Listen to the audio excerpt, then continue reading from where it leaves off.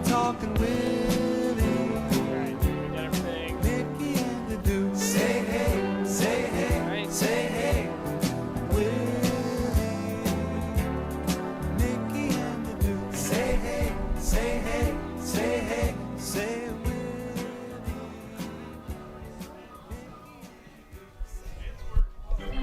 Yep.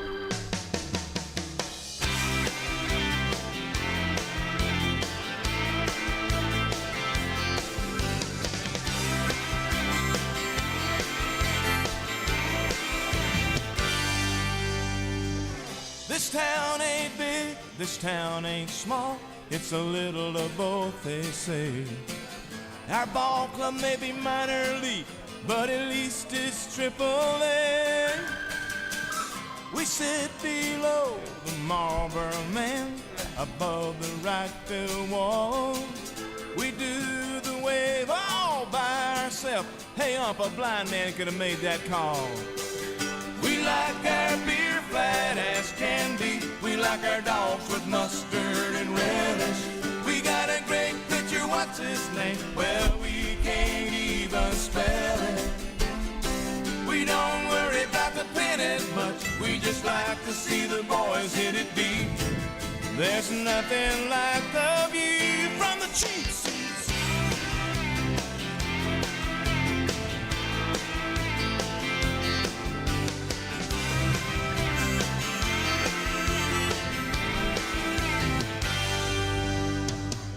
The game was close, we'll call it a win. Go off to toast the boys again. That local band is back in town. They got a kind of minor league sound. They're not that bad, they're not that good, but all in all it's understood. We wanna dance, they wanna play. We wouldn't have it any other way.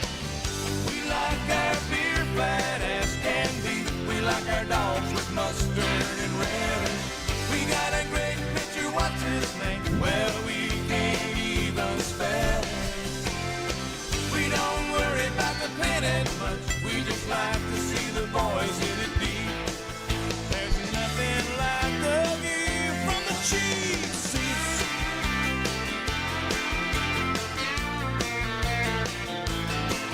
Cheap seats.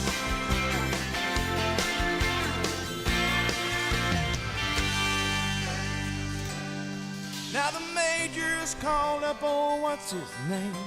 And one more building rises tall. And suddenly we're all grown up, and this old town's not quite so small.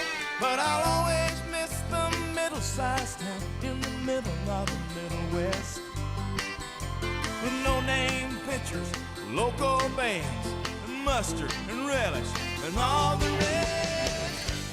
Stay tuned for Purcellville Cannons baseball. Pre-game coverage begins in 5 minutes. We got a great pitcher, what's his name? Well, we can't even spell it. We don't worry about the pennant much. We just like to see the boys hit it deep. There's nothing like the view from the cheap seats.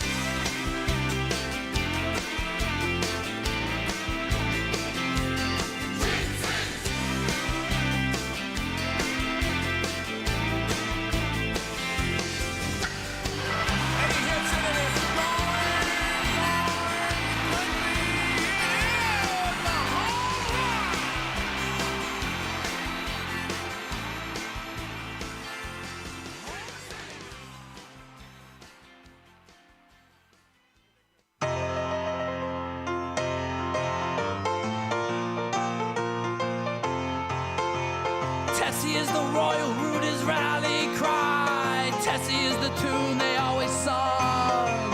Tessie echoed April through October nights after serenade installed in Needing Young. Tessie is a maiden with a sparkling eyes. Tessie is a maiden with a love. She doesn't know the meaning of her side. She's got a comment full of love.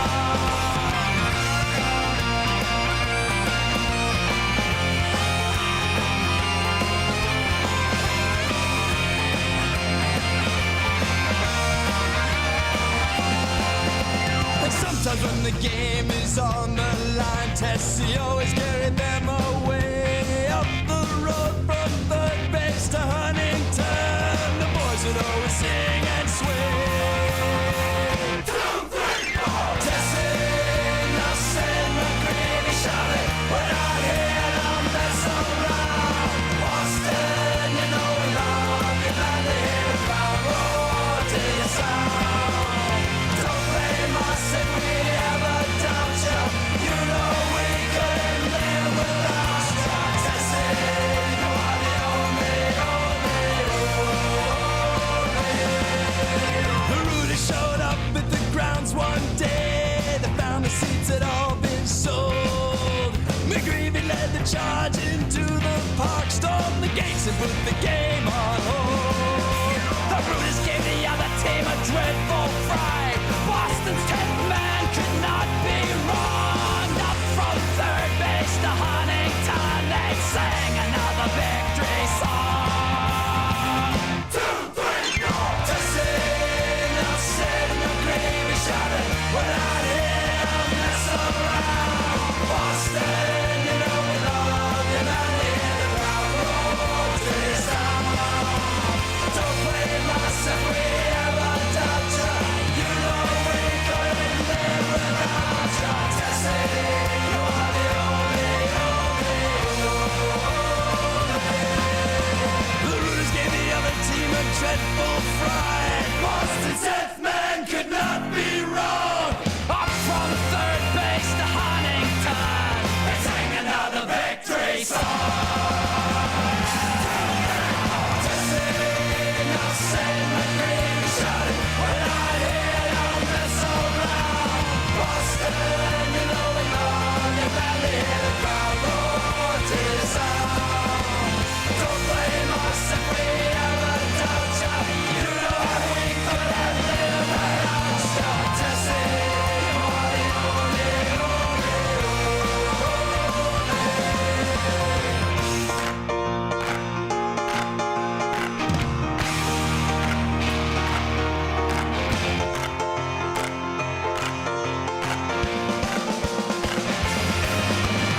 Don't blame us if we ever doubt you. You know we couldn't live without you. Boston, you are the only. Don't blame us if we ever doubt you. You know we couldn't live without you. Red Sox, you are the only.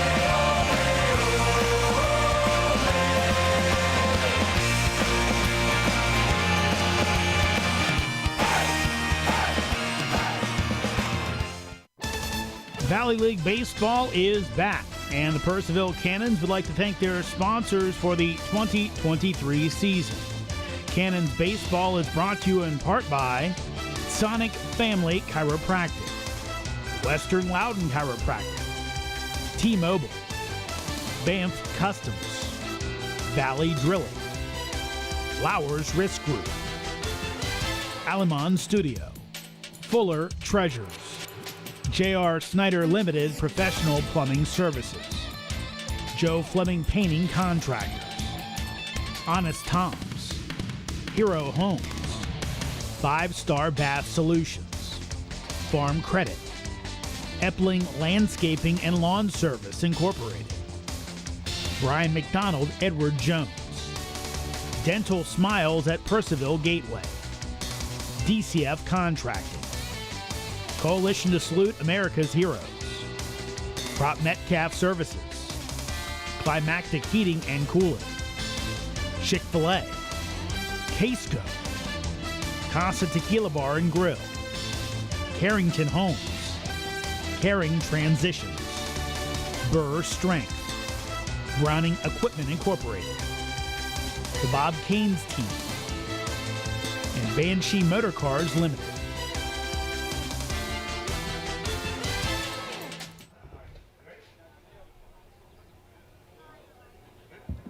Ladies and gentlemen, if you will please rise and remove your caps as we honor America with the singing of our national anthem. Singing for us tonight, back again, is Alex Amos. Alex, as a fan club, Alex is a rising senior from Woodgrove. Been in the choir for 10 plus years. All district, all county, all state. And I learned this evening that she works over at my man Sean Dunn's place, Bluemont Station. Bluemont Station in the house tonight. Also singing with Alex is Noah Ubiel. I think I got it right, Noah. Noah Ubiel, who is a rising senior as well at Woodgrove, in the choir for 4 years, also all district, all state, all county, and he's the choir president. And now, ladies and gentlemen, Alex Amos, Noah Ubiel.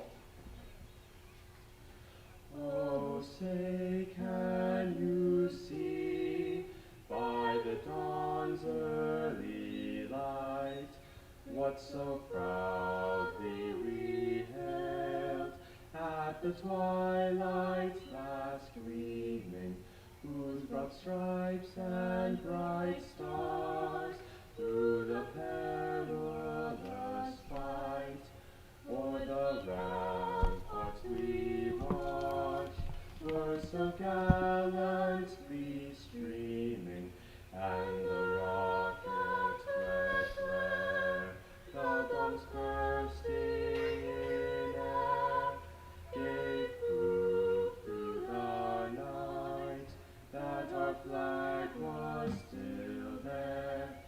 Oh, say, does that star-spangled banner yet wave for the land of the free and the home of the brave? And with a little earlier start, we kick off our broadcast tonight with the national anthem. Purcellville Cannons welcome in the Valley League's newest team, the Culpeper Cavaliers.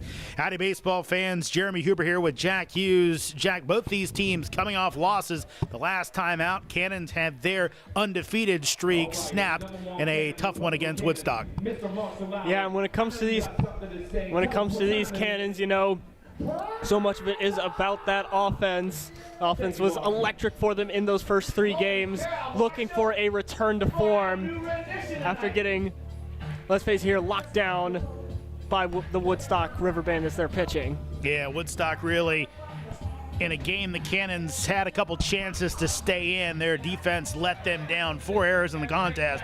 Tough to overcome against a game Woodstock team. Well, let's jump right into this one. Culpeper coming to this one with a 1-3 record under head coach Brandon Mack, former Cannons assistant. He sets this lineup tonight. In the leadoff spot, the left fielder Matt Gibberti out of Harvard batting second. It's the shortstop Connor Butler from Radford. In left field and batting third, making his Valley debut, Kian Vu from Arizona State. The DH, Reese Behealer, also from Arizona State, is your cleanup hitter.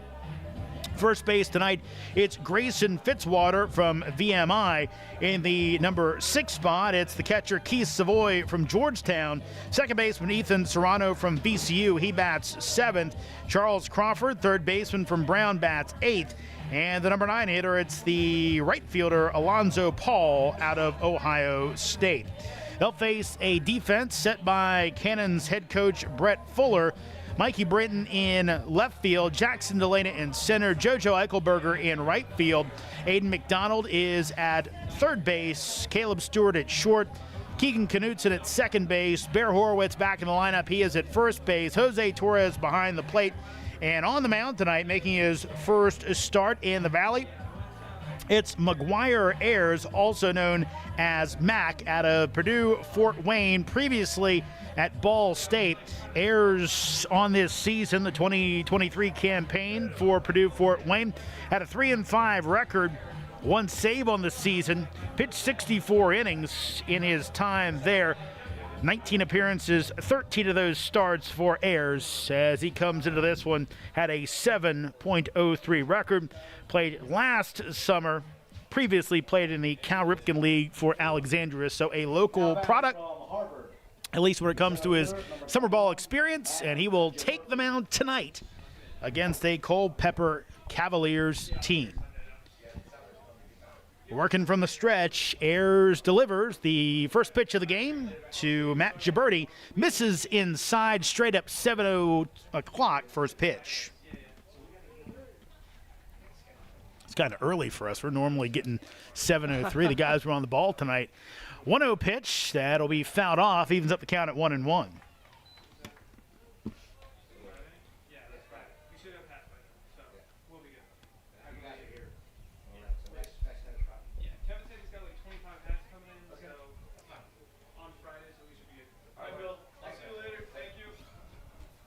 Gibberti awaits, and Ayres misses inside for ball 2.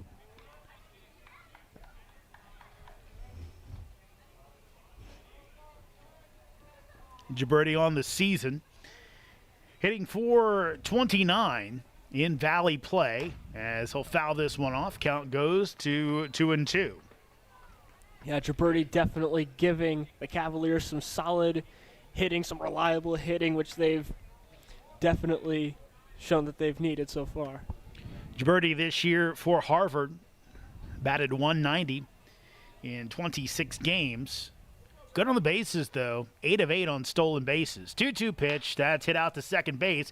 Knutson backhands, throws to Horowitz at first base for out number 1.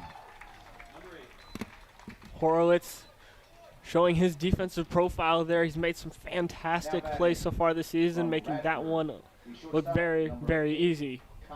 He split time with MJ Rodriguez. Also, I believe Bear played right field in the season opener against Front Royal. Here's Connor Butler, shortstop tonight. Out of Radford. Here's the pitch. Butler swings and misses for strike 1. Butler, his brother, previous played at Radford. He actually spent the last 4 years at Roanoke College, Division III, so he's kind of that gathering trend of guys from lower levels moving their way up via the transfer portal and other things. 0-1 pitch, fouled off, so count goes to 0-2. Yeah, I do say, you mentioned his older brother Kyle, a big influence on his game, one of his most common training partners when he was at Western Branch High School. Here's your 0-2. That'll miss outside. Yeah, Butler family, and again, that you start to see it, even the big programs moving guys up. Here comes your 1-2 pitch from Ayres. That'll miss. Behind the plate tonight, Craig Alden. In the field, it's Lewis Cohen. Craig Alden, longtime Valley League umpire. Here comes your 2-2 pitch. Ayres delivers. That's fouled away. So Butler able to stay alive. And it's interesting, Jack. We've seen guys before kind of make that jump, even from the Valley. Jalen Lee. Here's the 2-2. They'll be hit to Horowitz. Covering the bag is Ayres. Shovels over and makes the play for the second out of the inning. And Ayres with an excellent start here. Doing a good job forcing that weak contact, making plays easy for his field. And that's what you hope for if you're Brett Fuller, that Ayres can kind of economize his pitches. Ground balls are okay. I'd say this is likely maybe their best defensive infield out there tonight. Rodriguez might be a tick better than Horowitz at first base, but middle infielders pretty solid, as it'll miss outside to Kian Vu. And see here this upcoming middle of the lineup for the Cavaliers. We have 2 additions with Kian Vu and upcoming Reese Behealer. They're looking to add some punch to this. Swing and a miss for strike 1, evens up the count at 1-1. Yeah, that duo looking to add some offense. The Cavaliers have been struggling a bit in that department early on. Yeah, new team in the Valley. The 12th team for the Valley League. 1-1 pitch, swing and a miss on an inside pitch for strike 2. Again, had played with 11 the last few years and led to all kind of uneven scheduling, tough scheduling, but 12 evens everything out. course, the scheduling an issue in the Valley this year. A little contentious. 1-2, swing and a miss, 4 strike 3. 3 up, 3 down goes Culpeper against Ayres. We head to the bottom of the first. No score here at Fireman's. Is back, and the Purcellville Cannons would like to thank their sponsors for the 2023 season.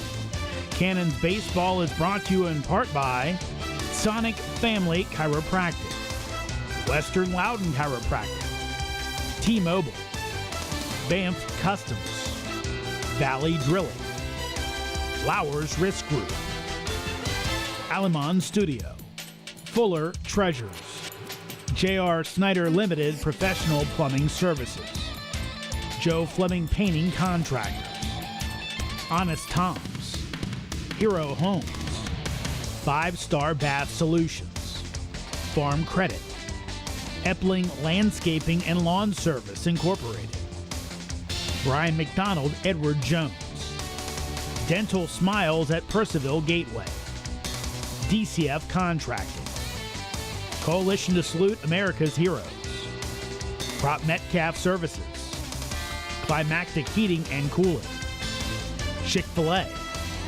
Casco, Casa Tequila Bar and Grill, Carrington Homes, Caring Transitions, Burr Strength, Browning Equipment Incorporated, the Bob Caines Team, and Banshee Motor Cars Limited. Welcome back to Fireman's Field. Let's go ahead and take a look at the Cannons starting lineup. Caleb Stewart again in the leadoff spot at shortstop tonight out of Georgia State. In the number 2 spot, Mikey Britton out in left field out of Arkansas Fort Smith. Number 3 hitter, it's a DH, Ryan Guida from FIU, the reigning Valley League North MVP. JoJo Eichelberger again at the cleanup spot in right field from Paul D. Camp. Number 5 hitter, it's Keegan Knutson, second baseman from San Jacinto North. Catcher Jose Torres headed to Louisiana. He's your number 6 hitter tonight. First baseman Bear Horowitz out of North Carolina. He bats 7th. Center fielder Jackson Delina from Shippensburg is your number 8 hitter. And in the number 9 spot, third baseman Aiden McDonald from James Madison. In the field for Culpeper, Vu is in left, Gibberti in center, Paul in right. Crawford is at third base, Butler at second, Butler is at shortstop, Serrano at second, Fitzwater at first, Savoy behind the plate, and on the hill it's Ethan Snyder. Snyder, the right-handed pitcher for Culpeper, spent time at William & Mary. He's your starting pitcher tonight. One appearance for the Tribe in 2021. Snyder delivers, misses inside for a ball, redshirted in 2022. Actually from here in Loudoun County as he played at Broad Run High School. He delivers the 1-0. That's fouled back. We even up the count at 1-1. And we see Stewart as the leadoff hitter.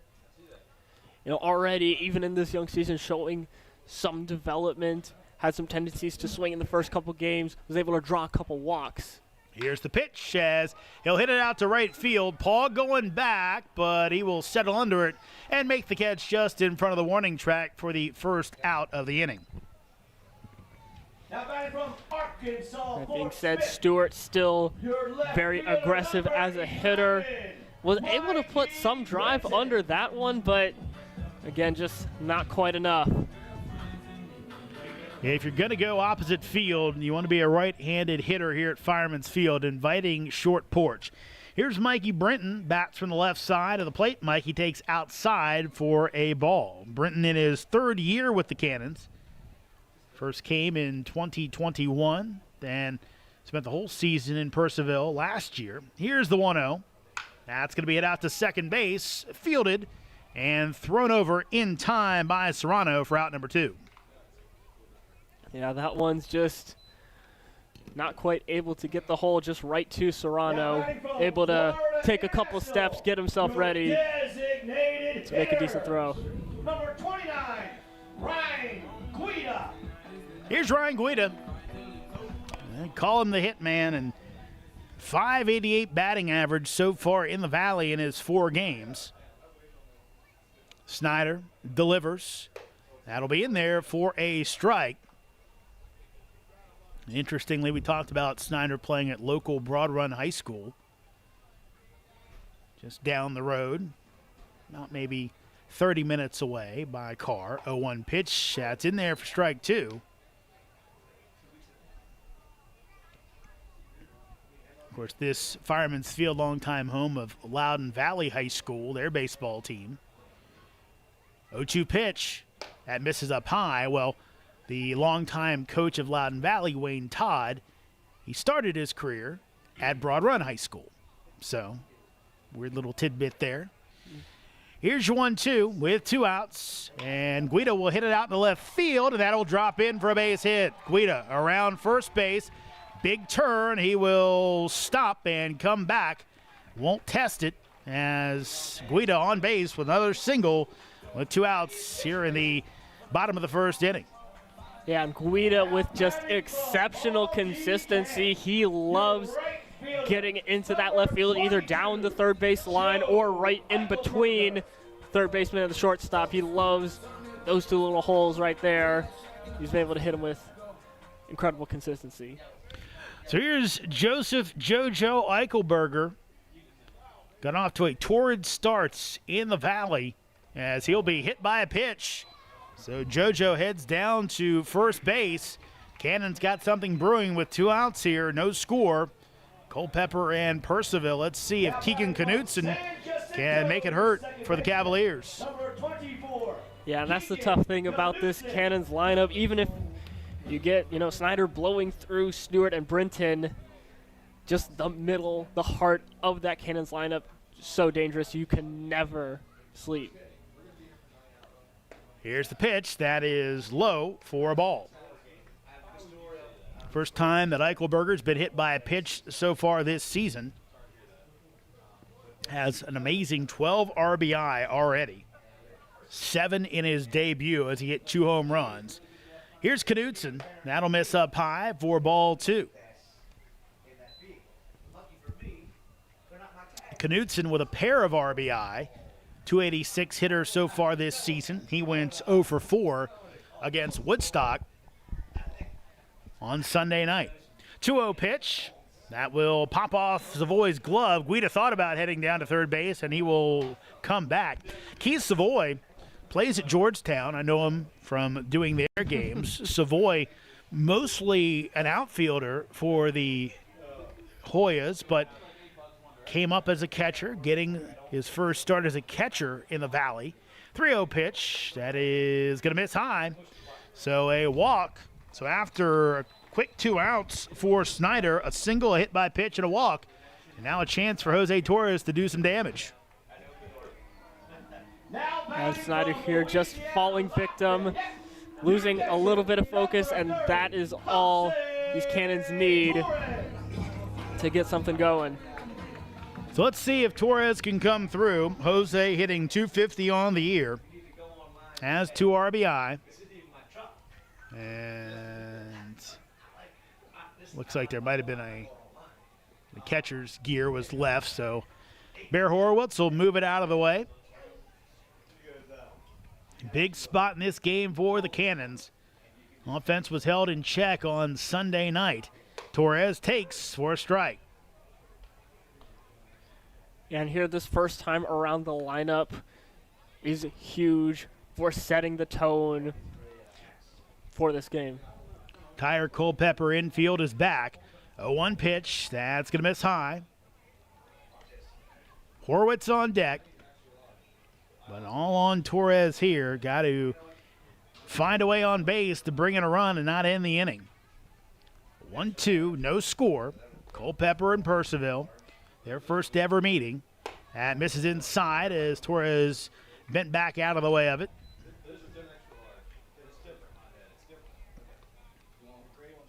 Actually had a chance to catch up with Keith Savoy before the game. Both he and Jaden Sheffield not playing tonight. Both Georgetown players. 2-1. Breaking ball will hit Torres, and that is going to be an RBI for Jose Torres as Snyder looked at Craig Alden, said he leaned into it, but Alden saying, look, he's entitled to his position. He just leaned back. It happened to hit his arm. So an RBI hit by pitch for Jose Torres, and the Cannons break on top 1-0. And again, bringing up Bear Horowitz. Snyder again in the unenviable position of facing the power man with the bases loaded. Here's the pitch as Horowitz, first pitch swinging, fouls it off over top of the first base grandstand.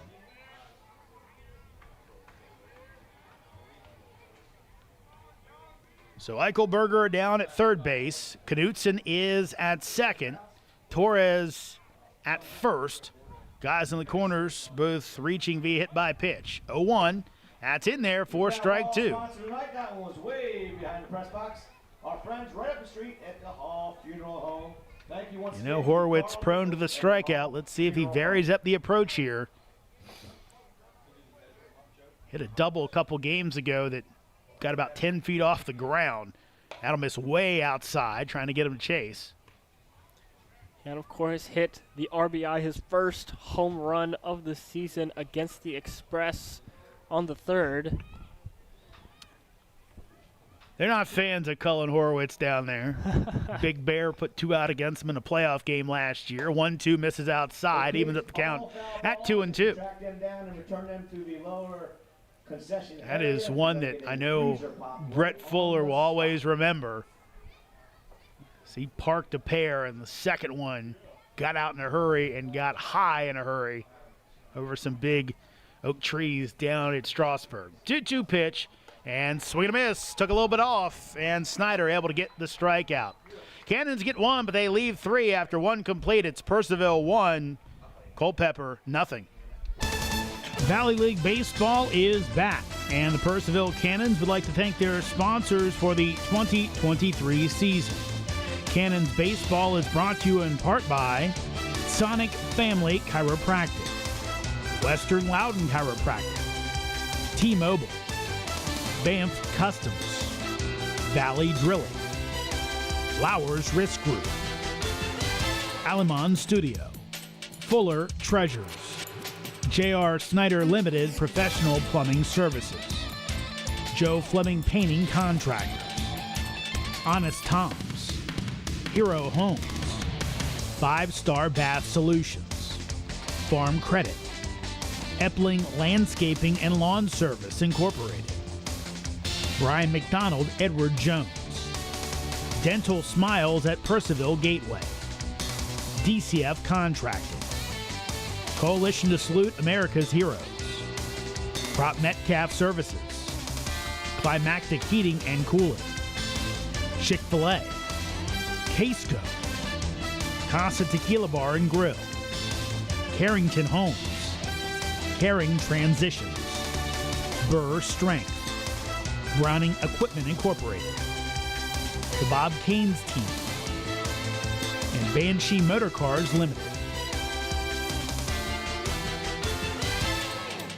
Welcome back to Fireman's Field. Cannons with a 1-0 lead as they look to get a little run support for Mac Ayres, but again, we referenced it, Jack. Had a chance for a really big inning, and credit Culpeper to keep the Cannons to only 1. Yeah, again, Snyder showing some poise there. It's very easy as a pitcher to get intimidated. You know, Bear Horowitz coming up to the plate. Big guy, you know he can hit dingers. Bases loaded. Again, keeping himself calm. Not letting anything through. So Culpeper will bring Behealer, Fitzwater, and Savoy to the plate. And again, we'll see if that momentum that they're able to grab from really keeping the damage at a minimum comes away with Culpeper. Behealer takes on the inside corner for a strike. The designated hitter, number 7, Reese Behealer.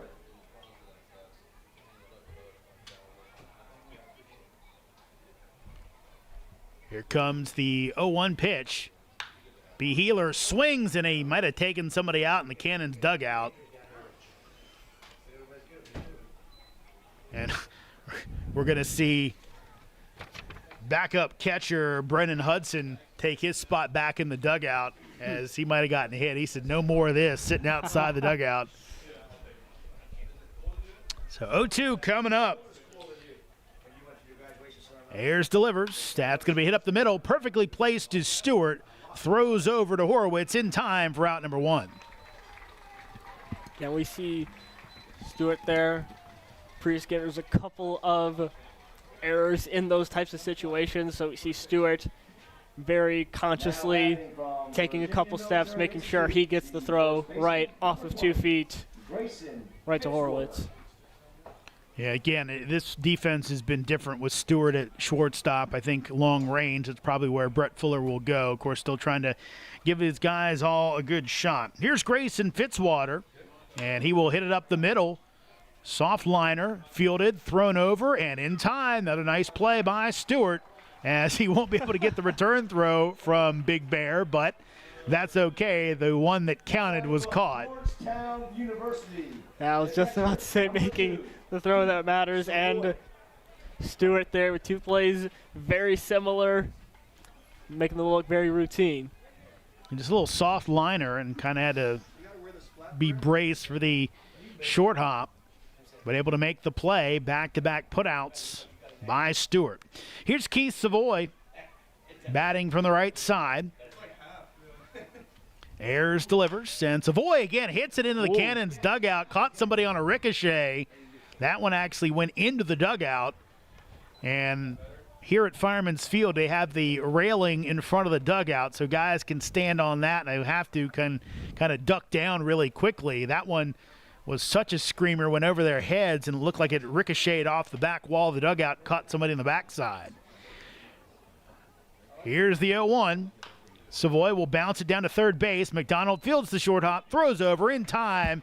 3 ground ball outs for Mac Ayres. 1.5 done here in Purcellville. Cannons up on the Cavaliers. 1-0. Valley League Baseball is back, and the Purcellville Cannons would like to thank their sponsors for the 2023 season.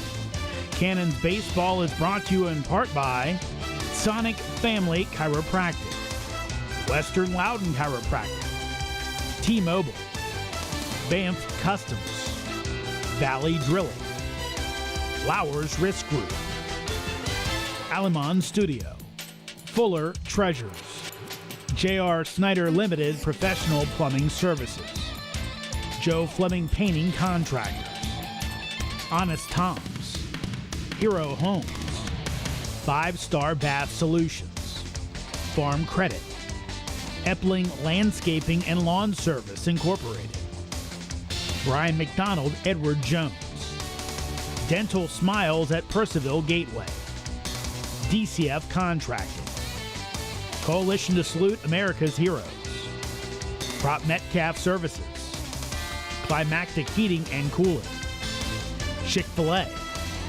Casco, Casa Tequila Bar and Grill, Carrington Homes, Herring Transitions, Burr Strength, Browning Equipment Incorporated, the Bob Caines Team, and Banshee Motor Cars Limited.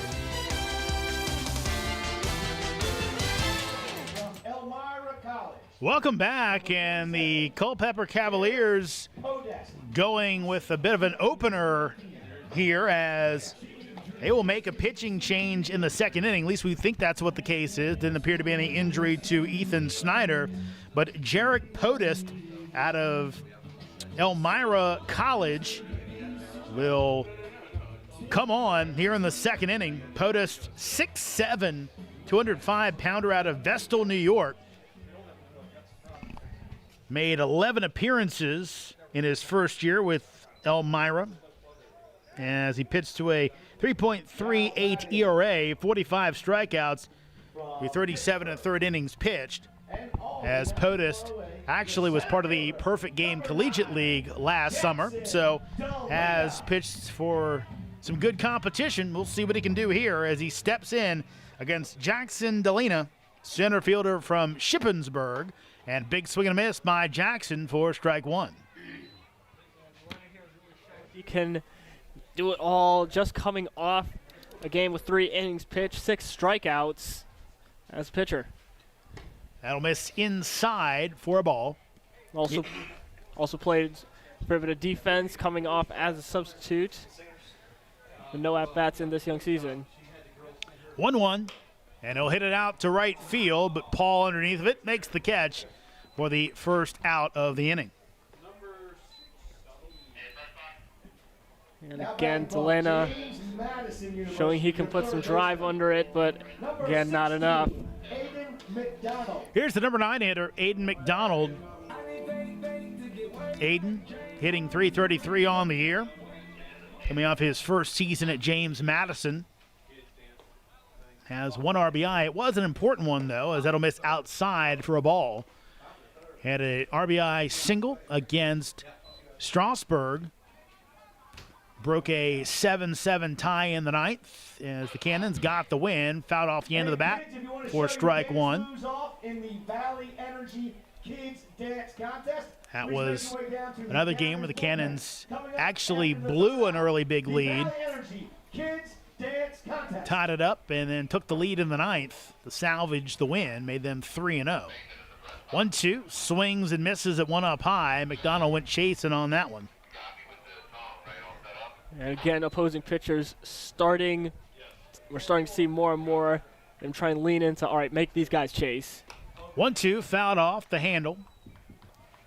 I've seen Brett Fuller bringing in a lot of guys with some power, but also a lot of guys who have a tendency to chase a little bit at some pitches.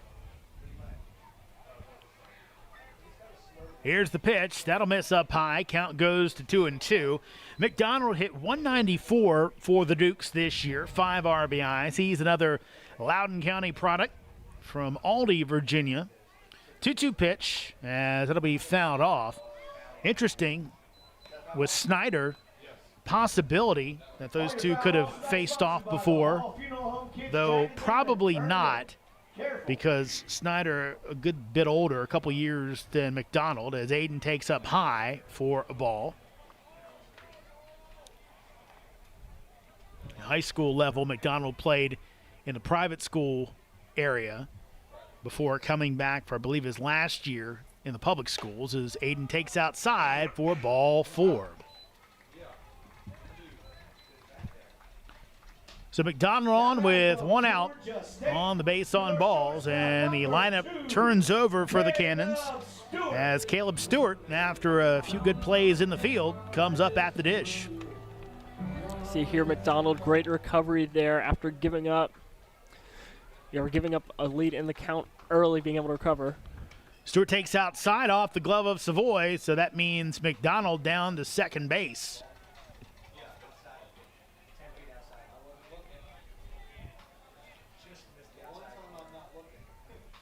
So McDonald heads down to second base on the wild pitch.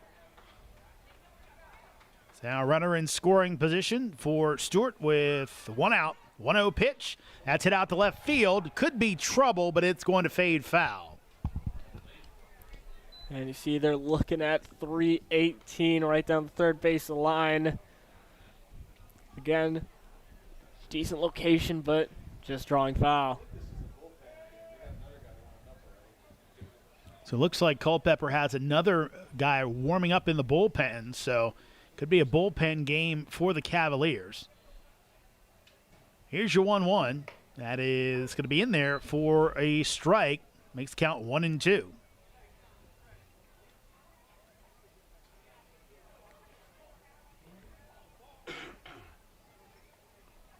Are they going to have an issue with the count here?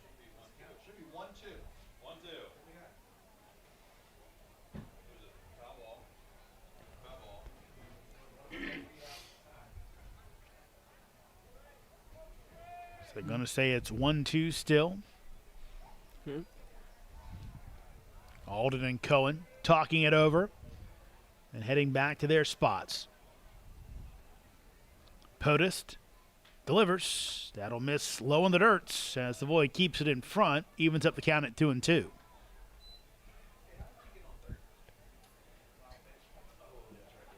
And for these Cavaliers, looking at their previous game, using 3 arms over the course of the total of that one ended after 7 due to 10-run rule.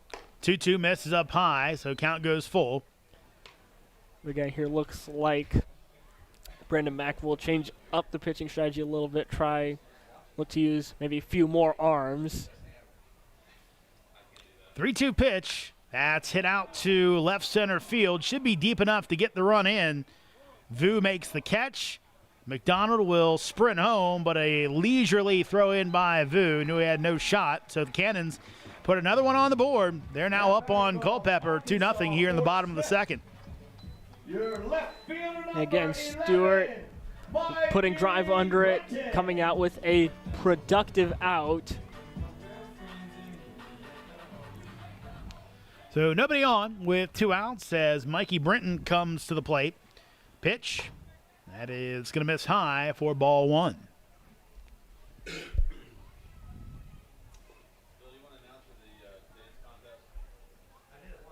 Here's the 1-0.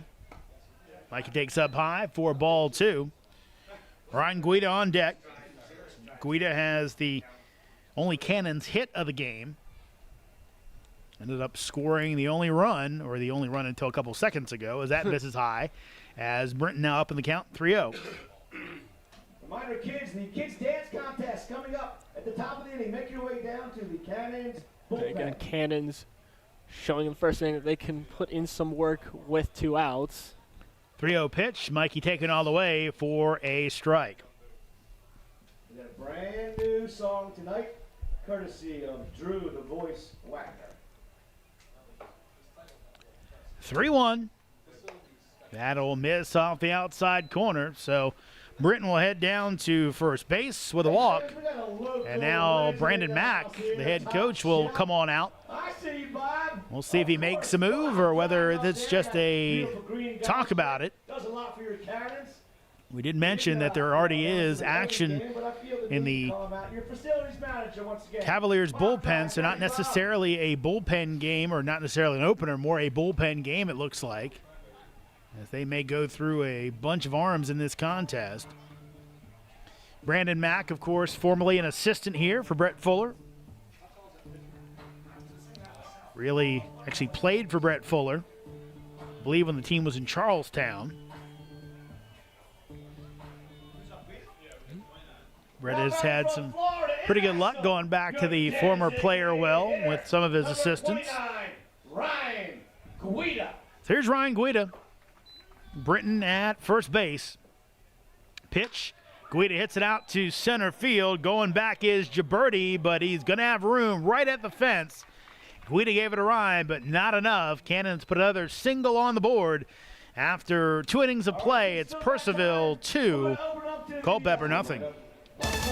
Valley League Baseball is back, and the Purcellville Cannons would like to thank their sponsors for the 2023 season.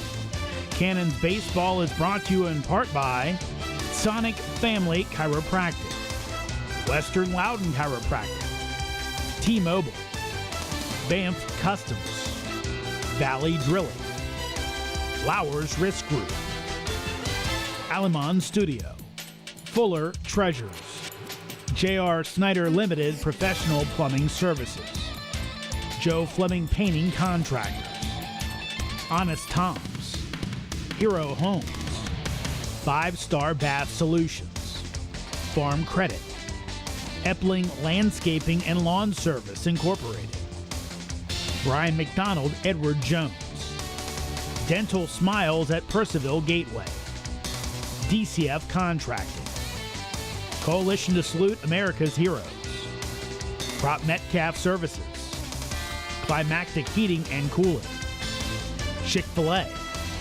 Casco, Casa Tequila Bar and Grill, Carrington Homes, Caring Transitions, Burr Strength, Browning Equipment Incorporated, the Bob Caines Team, and Banshee Motor Cars Limited. Top of the 3rd inning as Mac Ayres on for another inning of work to face the bottom of the Culpeper lineup, bringing the next 2 innings of play-by-play. Here's my partner, Jack Hughes. Thank you very much, Jeremy. So we've got Ethan Serrano coming up to the plate, second baseman, coming in to VCU next season, I believe. He's played a two-sport athlete, played baseball and basketball at Mechanicsville High School in Mechanicsville, Virginia. So coming in to face Ayres, who's put 3 up, 3 down in both innings of pitching so far. Looking to continue the success. And Ayres delivers the first. Serrano will look it in for strike 1. Number 6, Ethan Serrano. Serrano so far hitting 111 on this young season. Ayres delivers. Hit right to Knutson. And another quick out for Ayres.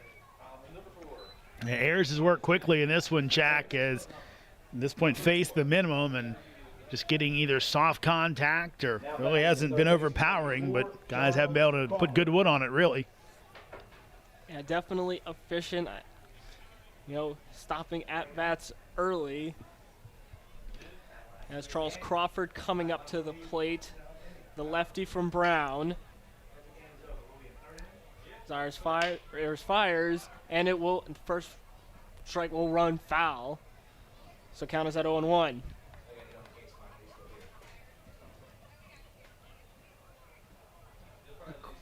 Crawford, as I said, from Brown, hitting 136 in the 2023 season. As Ayres winds up and fires, swing and a miss from Crawford. Count is at 0-2. Crawford again 1 for 12, hitting .083 so far. And here comes your 0-2. Swing, a blooper to the infield, and the play is made by Knutson. Diving, getting some dirt on himself on that one.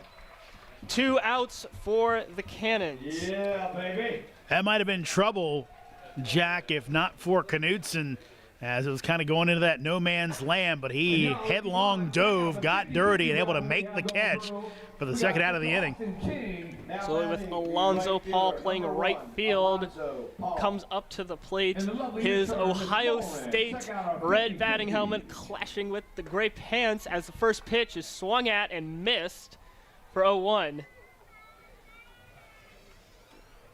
As I said, the Cavaliers in all gray tonight with some green splashes on the colors and the front and the text on the front of their jerseys. Ayres gives the 0-1 inside. Paul having to dodge just a little bit out of the way of that one. Getting a couple practice swings.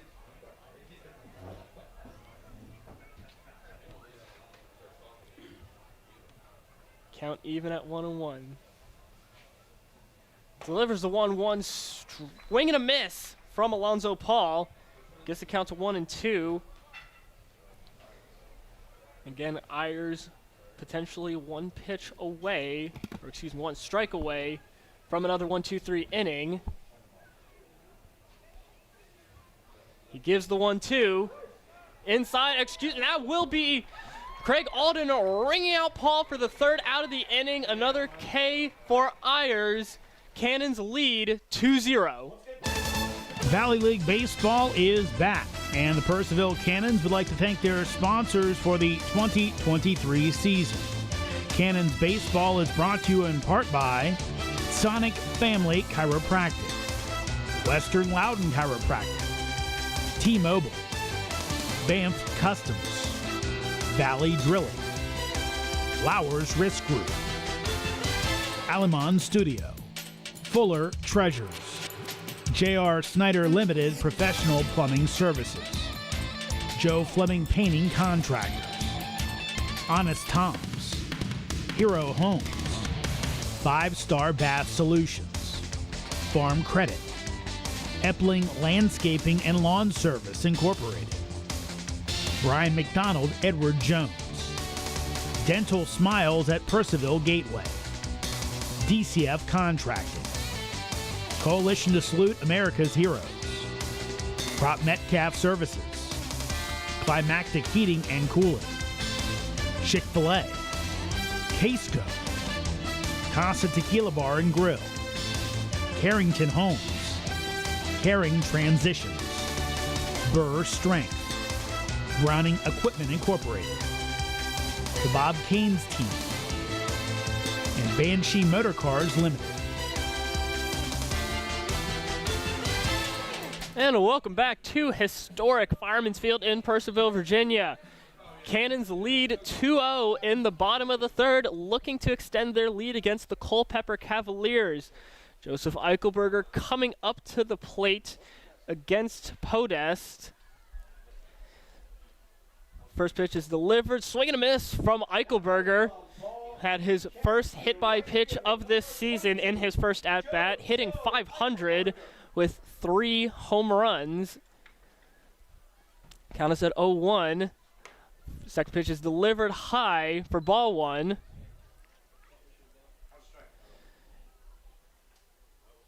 Eichelberger, a huge part of the Paul D camp. Third pitch is delivered high.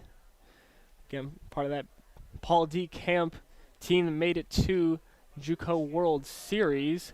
Count us at 2-1. The 2-1 pitch swung at by Eichelberger. Contact made. Goes down the first base line, draws foul. Count us at 2-2.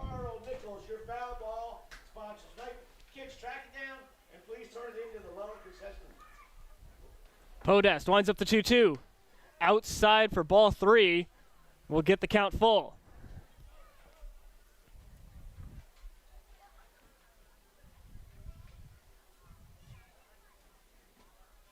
Podest working with pace. The payoff pitch hit right to the shortstop Butler, and the throw is made at first. Fitzwater having to stretch just a little bit for it, but able to make it nonetheless.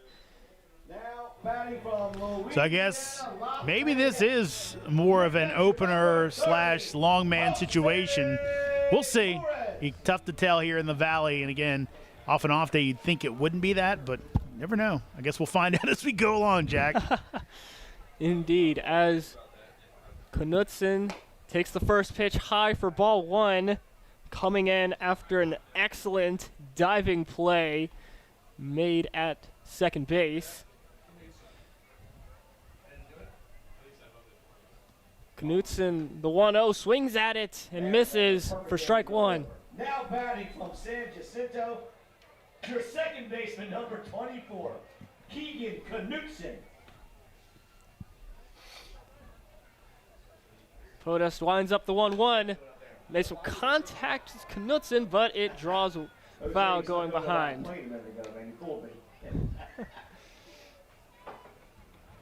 Count is at 1-2 for Knutson, 1 out, bases empty. Cannon still leading 2-0. The 1-2. Knutson again making contact, but again drawing well foul. So we will repeat the 1-2. Sponsor, the Hall Funeral Home. The 1-2 repeated, swing and a miss from Knutson will be the second out of the inning. Now batting once again. First K for Podest. Number 30, Jose Torres. Torres with coming up to the plate with an RBI hit by pitch to his name. First pitch is in the zone for strike 1.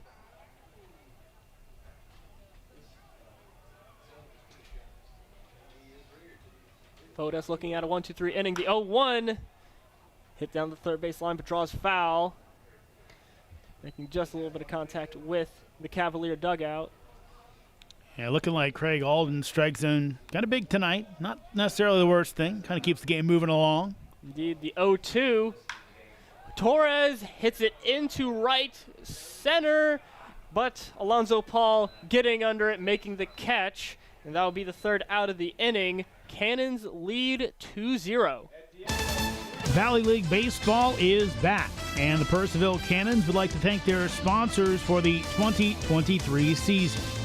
Cannons baseball is brought to you in part by Sonic Family Chiropractic, Western Loudon Chiropractic, T-Mobile, Banff Customs, Valley Drilling, Flowers Risk Group, Alamon Studio, Fuller Treasures, J.R. Snyder Limited Professional Plumbing Services, Joe Fleming Painting Contractors, Honest Tom's, Hero Homes, 5-Star Bath Solutions, Farm Credit, Epling Landscaping and Lawn Service Incorporated, Brian McDonald, Edward Jones, Dental Smiles at Purcellville Gateway, DCF Contracting, Coalition to Salute America's Heroes, Prop Metcalf Services, Climactic Heating and Cooling, Chick-fil-A,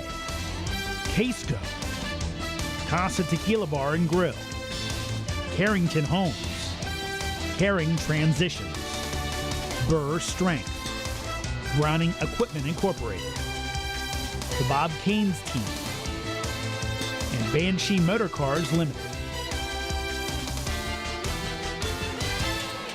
And welcome back to historic Fireman's Field in Purcellville, Virginia. Mac Ayres looking for his 4th inning. His Cannons have struggled a little bit. Brett Fuller wants guys to be able to go that full 5 innings and earn that win.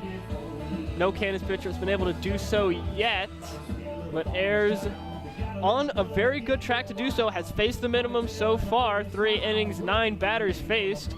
So we'll go back to the top of the lineup with Matt Gibberti. Yeah, again, he's done something that a lot of other Cannons pitchers haven't done, is he's been in the zone. I mean, we've seen guys issues with walks, letting extra guys on, kind of going deep into counts. He's thrown pitches that guys have had trouble hitting, ground balls, and trusted his defense. As we said before, this is about the best defense the Cannons can put out right now. Yeah, you mentioned Ayres avoiding going deep into counts a lot of the times. I don't think he's had a full count yet. The 0-0. Gibberti looking for a bunt, and he will beat it out. Ayres looks to make the throw to Horowitz, but not in time as he holds on to it. Talked about it before. Gibberti was 8 for 8 in stolen bases for Harvard this season. You saw a bit of that speed right there as McDonald playing a little bit back. Ayres, the only guy that had a chance to make the play, and he just ate it. Said no way. So let's see if they can keep him over at first base. Butler now out for the Cavaliers. Also looking to bunt and gets it right to Ayres, looking for the double play, but Ayres mails it over Stewart. Delana able to get to it, stop any runners from advancing.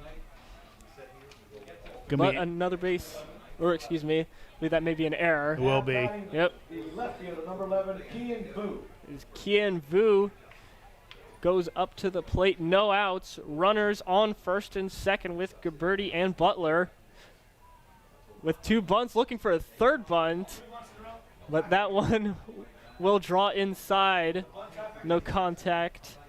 So it'll be ball 1.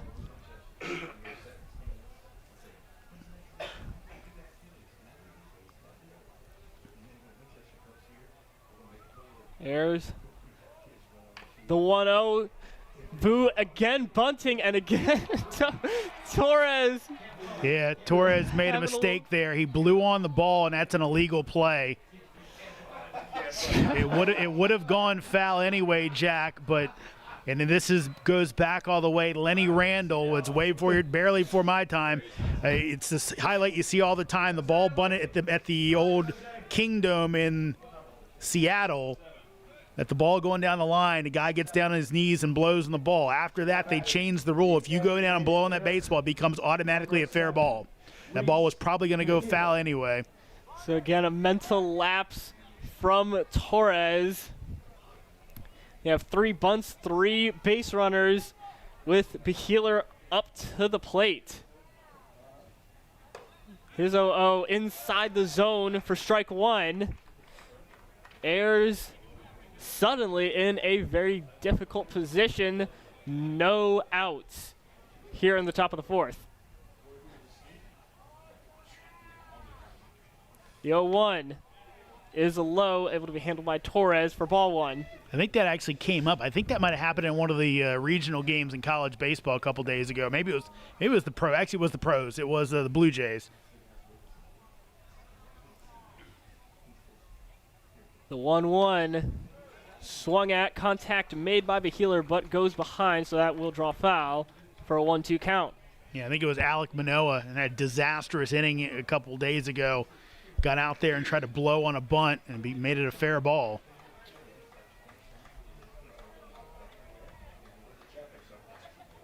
Count at 1-2. Ayres delivers.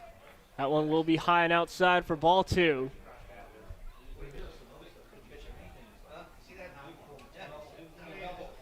Beheeler staying alive in his at-bat, grounded out in his first. The 2-2, contact made, but goes a little bit above the backstop. So we will repeat the 2-2. Yeah, right now, if you're Ayres, you're trying your best to get a strikeout here. Keep that double play in order. The way you've had some ground balls earlier, it's not out of the question, but here's the big guy.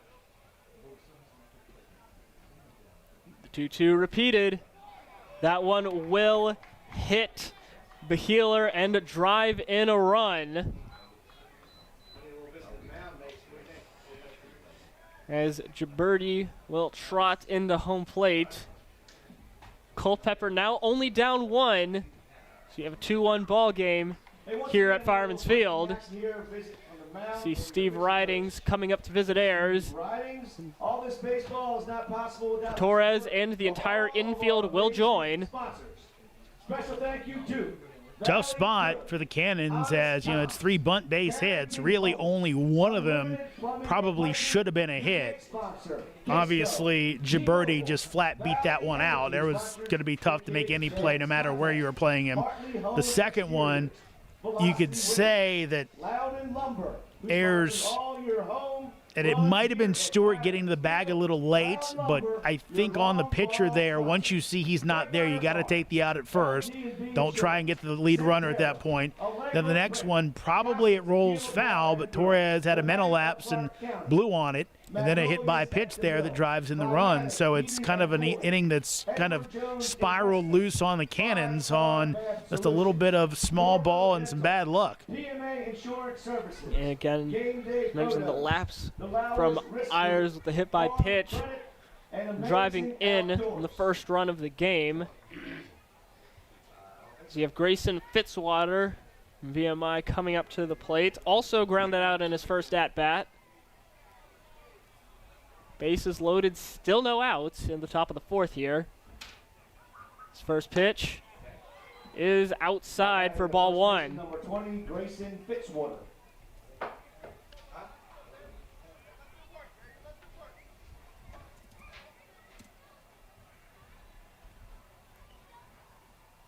There's the breath for the 1-0.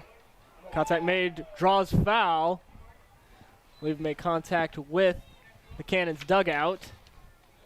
It's actually caught as this time, like a kid at a game, Brennan Hudson brought his glove with him, made the snag. Nice play there from Hudson. Count is even at 1-1.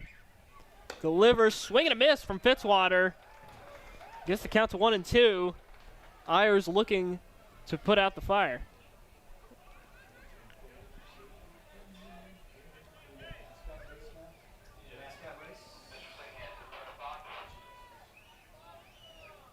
The 1-2 hit above the backstop, so we will do that one again. Yeah, big here for Ayres, trying to get this out. Strikeout would be huge here.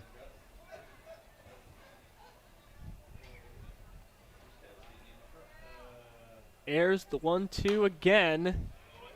And we will repeat it again as that one draws foul. Funeral home serving families in Purcellville. This game was going pretty quickly, and then we got the mascots were getting ready for the race. They're just kind of hanging out now, waiting for this one to get done. Indeed. As Ayres winds up for the 1-2. That one, I believe, will some contact there, so that will be foul tip. So we would do the 1-2 for, I believe, a 4th time. Yeah, Torres had a chance to end the at-bat right there. Couldn't squeeze it.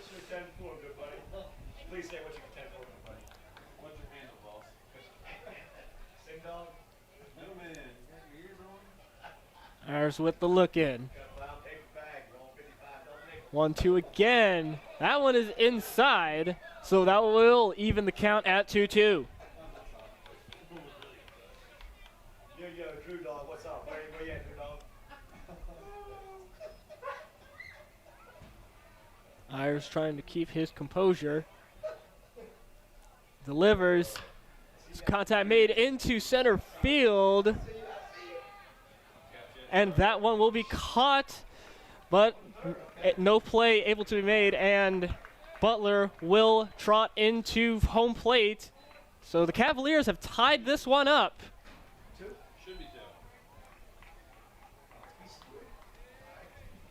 Yeah, sacrifice fly, and Delita made the fundamental play, but he might actually have a chance at the guy at home. But keeps the runners where they are, and still a tie ball game. So now with 1 out, potential double play opportunity on a ground out. The 0-0. Swing, foul ball from Savoy. Another foul ball down the first baseline, sponsored by the Hall Funeral Home. So 0-1 now. Savoy again hit a ground out. Ayres would love another one of those. Looking at second, the 0-1. Contact made down the first base line, but will draw foul. Savoy's got a little speed in the box, so it'd be tough to double up. But obviously, we talked about probably the best middle infield for the Cannons right now, most likely to turn a double play if they get the chance. Count is at 0-2 for Savoy. The 0-2 hit into right field. Eichelberger able to field it, looking for the play at home plate. Torres able to field it, so no runs scored, but the bases loaded for the Cavaliers. Good piece of hitting there by Keith Savoy, and Savoy from that Georgetown program. Like I said before, I do their games, and they're very big on the productive outs. Go the other way at the right time. That's exactly what Savoy did. He had the hole to the right side of the infield, just poked one through. 1 out, tie ball game. His first pitch is outside for Ethan Serrano. Flew out in his first at-bat. So count is 1-0. Still only 1 out. Again outside for Ayres. Gets the count to 2-0. This is a tough one for the Cannon staff as he was just cruising along, and this has come to a halt. Started with those bunts. Ayres the breath before the 2-0. That one low, able to be handled by Torres, so no runners able to advance. But count is at 3-0 for Serrano.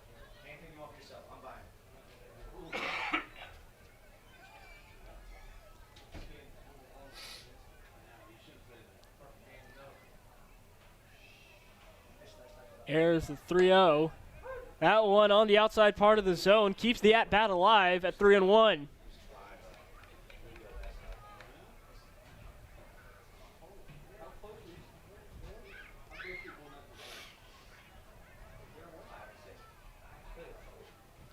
Ayres fires. Swing and a miss from Serrano. Will get the count full at 3-2.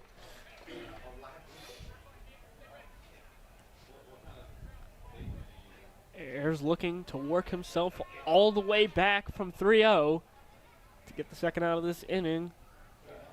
The payoff pitch hit right over the head of Ayres. Knutson able to field it and beat out Serrano at second. Oh. Double play. That will be a double play. Tag. Excuse me, called tag from Knutson, and that will end the top of the fourth. Game is tied at 2-2. Valley League Baseball is back, and the Purcellville Cannons would like to thank their sponsors for the 2023 season. Cannons Baseball is brought to you in part by Sonic Family Chiropractic, Western Loudon Chiropractic, T-Mobile, Banff Customs, Valley Drilling, Flowers Risk Group, Alamon Studio, Fuller Treasures, J.R. Snyder Limited Professional Plumbing Services, Joe Fleming Painting Contractors, Honest Tom's, Hero Homes, 5-Star Bath Solutions, Farm Credit, Epling Landscaping and Lawn Service Incorporated, Brian McDonald Edward Jones, Dental Smiles at Purcellville Gateway, DCF Contracting, Coalition to Salute America's Heroes, Prop Metcalf Services, Climactic Heating and Cooling, Chick-fil-A, Casco, Casa Tequila Bar and Grill, Carrington Homes, Caring Transitions, Burr Strength, Browning Equipment Incorporated, the Bob Caines Team, and Banshee Motor Cars Limited. And welcome back to historic Fireman's Field in Purcellville, Virginia. A couple bunts, a couple defensive lapses from the Cannons defense. As the Cavaliers even the game at 2-2. Cannons looking to fire back in the bottom of the fourth.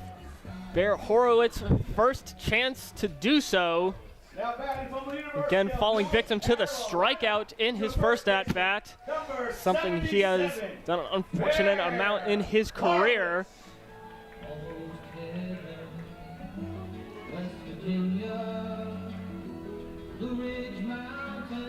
No, he's going to want to do something here. At the bases loaded, struck out in the top of the first. Could have been a really big inning for the Cannons. Podest first delivery. Horowitz gets it right to Butler, and the play is made at first. Fitzwater having to stretch, but play is still made for the first out of the inning on the very first pitch. Have to check that bat. Sounded like it might have cracked, but the way Ryan Guida is handling it, I think it's okay. Indeed, as Delena coming up. Lefty flew out in his first at-bat. Podest looking to continue his momentum. First pitch is outside for ball one.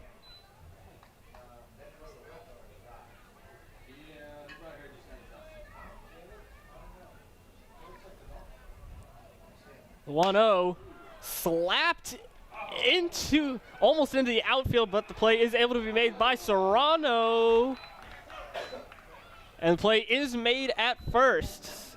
Podest coming over and able to make the catch on the ground. Yeah, covering the first base like he's supposed to, and Delena dove into first base, and I always say don't do that. You don't get there any faster, and it was a close play, but Lewis Cohen punched him out for the second out of the inning. Nice play by the second baseman. Yep, 2 outs here as Ada McDonald looks at the first pitch, is low for a ball.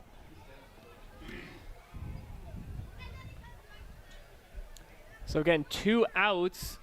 Podest looking for a quick 1-2-3 inning. And the 1-0 will hit McDonald in the top of the back. So he trots his way over to first. So taking off his equipment. Now gets into a little more of a slight jog. We got on base via the base on ball last time. Does it again here. This time a little more painful, Jack. And I believe that is the third hit by pitch for the Cavalier pitching staff. He's got a man on first with 2 outs, turning over the lineup with Caleb Stewart. That one is inside for strike one.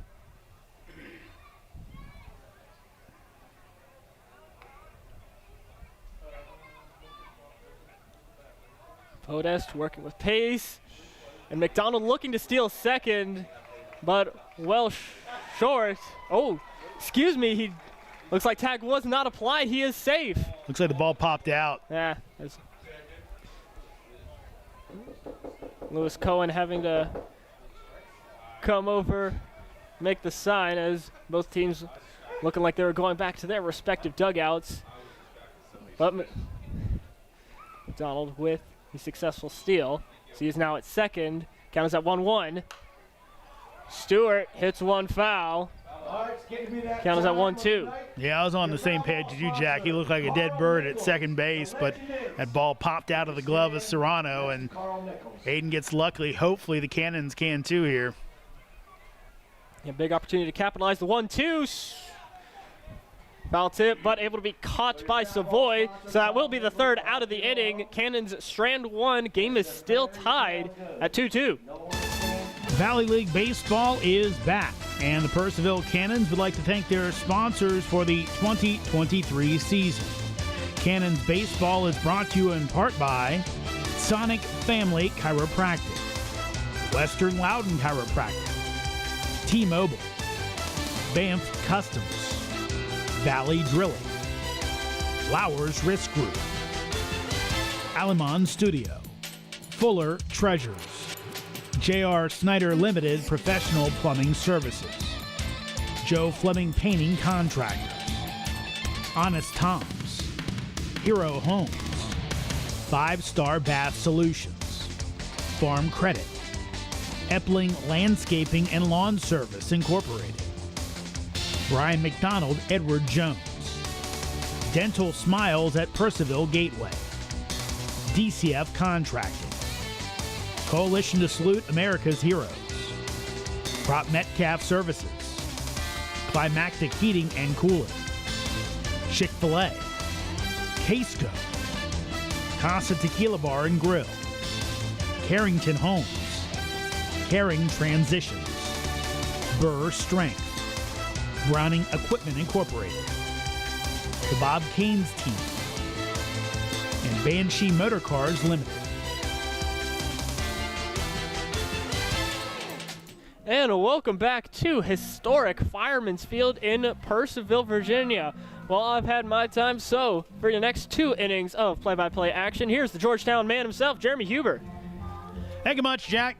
It'll be Crawford, Paul, and top of the lineup, Gibberti, as Mac Ayres goes into his 5th inning of work. Ayres cruised through his first 3 frames as he saw the minimum, but a barrage of bunts from Culpeper, 3 straight to start the inning, threw things off for the Cannons. Error on one of the plays, and then a hit by pitch brought in a run. A sacrifice fly brought in another. So here's Crawford, and he takes on the inside corner for a strike. Cannons got out of the inning via a double play ball. Quick thinking by Keegan Knutson. He fielded, made a quick tag on Keith Savoy, then threw to first base for a twin killing as that swung on and missed for strike 2. Savoy, after he got to second base, made it look like he didn't tag me. Brandon Mack did not argue vociferously about the play, so ended up going the Cannons' way. 0-2 pitch, that is going to miss inside as Torres dropped it anyway. And again, Ayres did a good job pitching to weak contact. Again, not quite ready to face down the bunt even. Weaker contact. 1-2. That'll be fouled and ends up hitting the side of the Cannons dugout. Brett Fuller kind of flinched there, saw that ball coming his way. Of course, he got hit by a ball last week. Took one off his foot. This time, missed him by a good 10 feet. 1-2. Swung on and missed for strike 3. The breaking ball takes down Crawford for the first out of the inning. Again, Ayres looking to get back into a bit more of a rhythm. This time doing so with the strikeout. Third strikeout of the game for Mac Ayres. That'll bring up the number 9 hitter, Alonzo Paul. Here's the pitch. That misses up high. Makes it 1-0. Paul, out of Ohio State, has the Buckeye color scheme, the red helmet, red shoes with red shoelaces as well. Actually, red and black shoes. 1-0 pitch. That swung and missed. For a strike, evens up the count at 1-1. Now, we talked about sometimes, Jack, that sometimes the color schemes work, sometimes they don't. Culpeper, they're blue and gold, so this is one of the times it does not really work. As the 1-1 coming up, here's the pitch. That is fouled off. But, so here's the thing. The piping on Culpeper's jerseys is so small, you can't really tell if he's sideways. So it almost looks like it kind of fits. Because they're, red and yellow, that's a color you see sometimes with teams. Yeah. But this chance, once he turns his back or he swings, you see the blue. Doesn't work that well. 1-2 pitch. That is going to miss outside for a ball. Evens up the count at 2-2. We're all about sartorial splendor up here. We're trying to get everybody matching on the same page. And a lot of rest of the Cavalier lineup looking, more matching. 2-2. Swung and miss for strike 3. Second out of the inning. 2 straight Ks for Mac Ayres.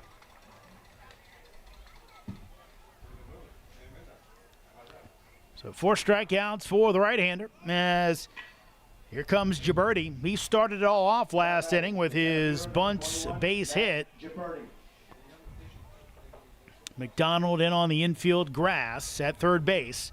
Pitch fouled straight back for strike 1. And that time looking to put some power into it. I guess thinking, now you do not have the surprise factor with the bunt. It's now looking to get things done, I guess, a more conventional way. 0-1. That's hit out to second base. Knudsen plays it on the hop on the backhand, throws the first in time for the third out of the inning.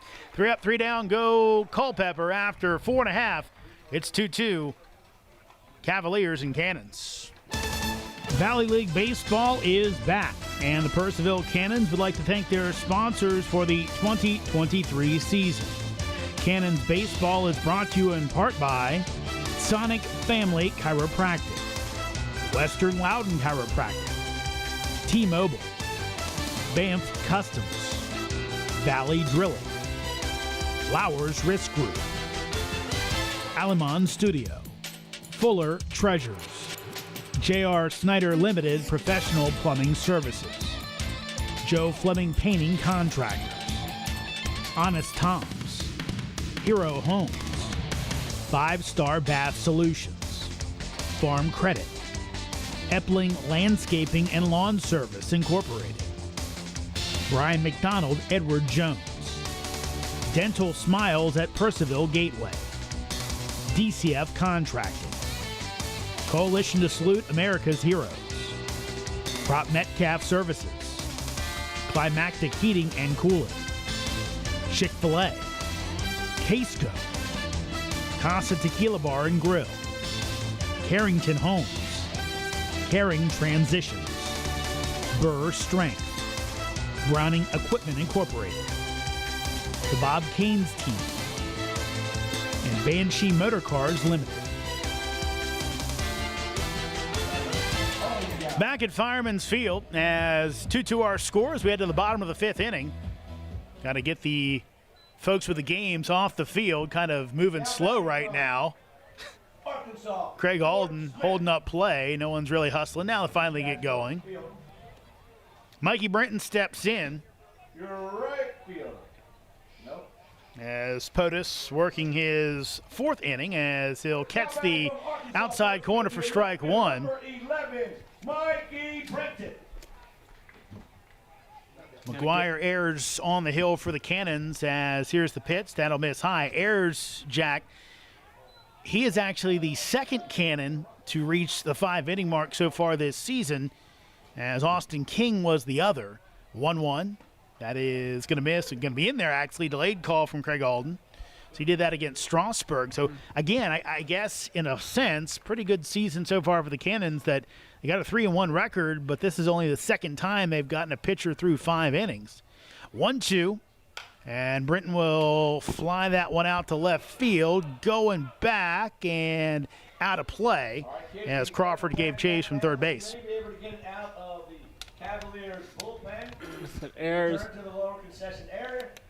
first pitcher potentially to get a win here at Fireman's Field. 1-2. That's going to miss low as Savoy unable to catch it.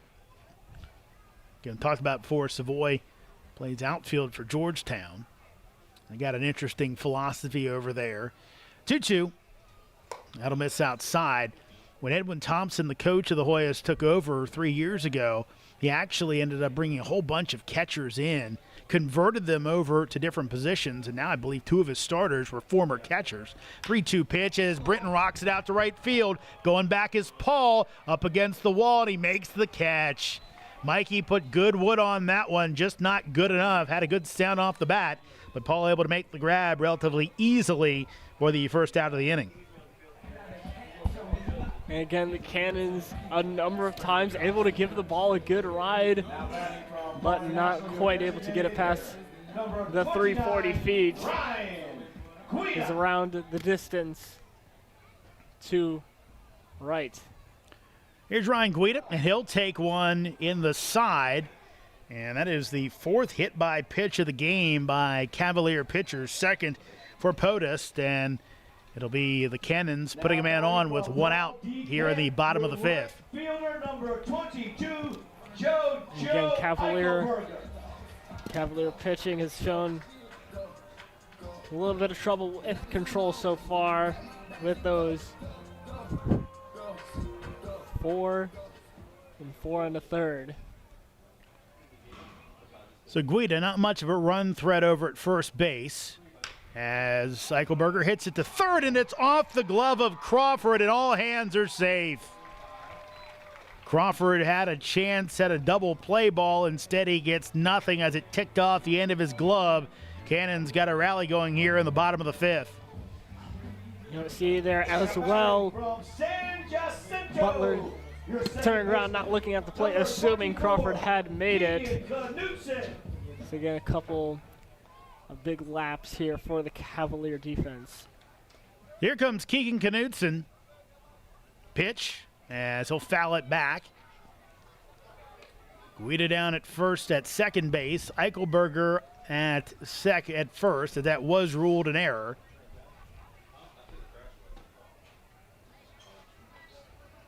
Charge the third baseman Crawford, as that'll be bounced to third base. Rich Fuller tries to make the catch. Third base coach unable to bring it in.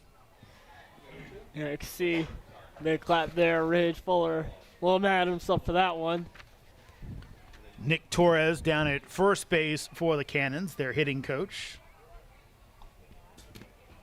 So 0-2 for Knutson. Here's the pitch, and that'll just miss the outside corner, as Podest thought he put one in there.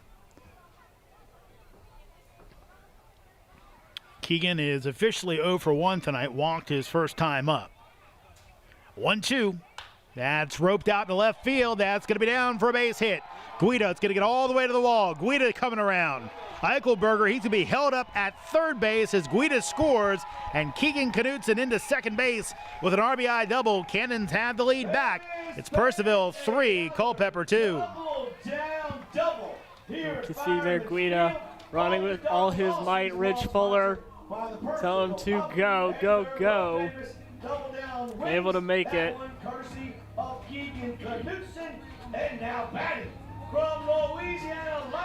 Knutson been excellent with timely plays so far this season. And we see another one from him there. So Cannons with 2 in scoring position for Jose Torres. Jose hits it out to center field. As catch is made, Eichelberger goes, bluffed to third by Knutson, and another run is in on the sac fly from Jose Torres. It's now Cannons 4-2. And you mentioned that bluff from Knutson, doing an excellent job giving the defense a little bit of pause and giving Eichelberger more than enough room to get himself to home plate. Cannons have put up 2, still have 1 in scoring position as Knutson out at second base. Here's Bear Horowitz, 0 for 2 on the night. Podest delivers, and Bear takes for a strike.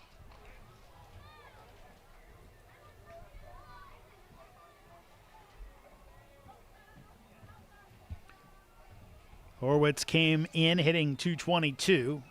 0-1, big swing and a miss for strike 2.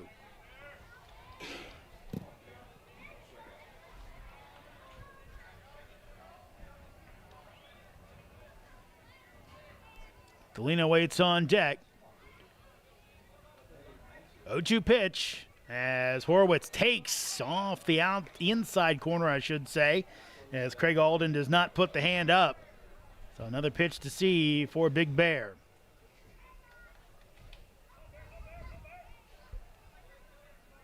Here's your 1-2, and that'll be fouled off, so Horowitz staying alive. Horowitz headed to North Carolina in the fall. Had been at San Jacinto North, started his college career at Army West Point. We do the 1-2 again, and that one's low, so count goes 2-2.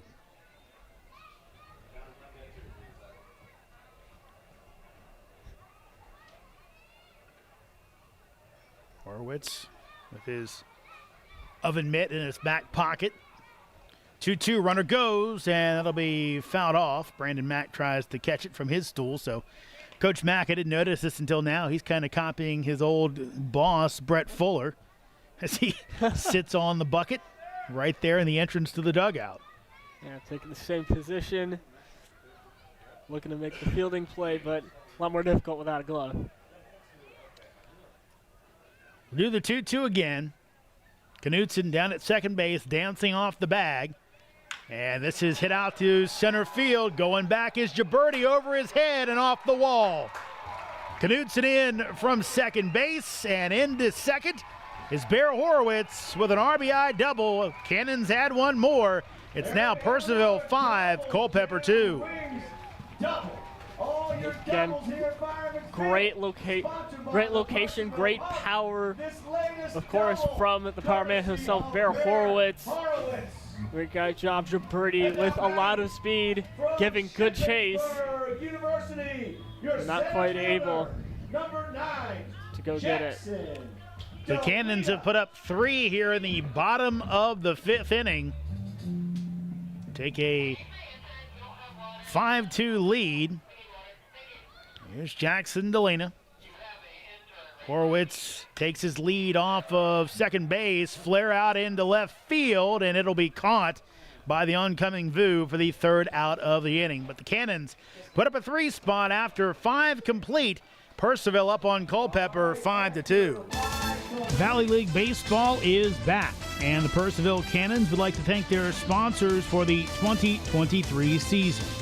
Cannons Baseball is brought to you in part by Sonic Family Chiropractic, Western Loudon Chiropractic, T-Mobile, Banff Customs, Valley Drilling, Flowers Risk Group, Alamon Studio, Fuller Treasures, J.R. Snyder Limited Professional Plumbing Services, Joe Fleming Painting Contractors, Honest Tom's, Hero Homes, 5-Star Bath Solutions, Farm Credit, Epling Landscaping and Lawn Service Incorporated, Brian McDonald Edward Jones, Dental Smiles at Purcellville Gateway, DCF Contracting, Coalition to Salute America's Heroes, Prop Metcalf Services, Climactic Heating and Cooling, Chick-fil-A,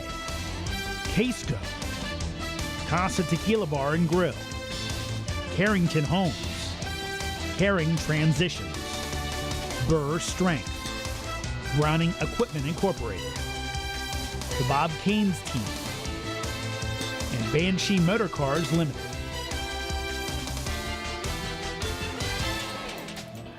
Mac Ayres back on for another inning of work,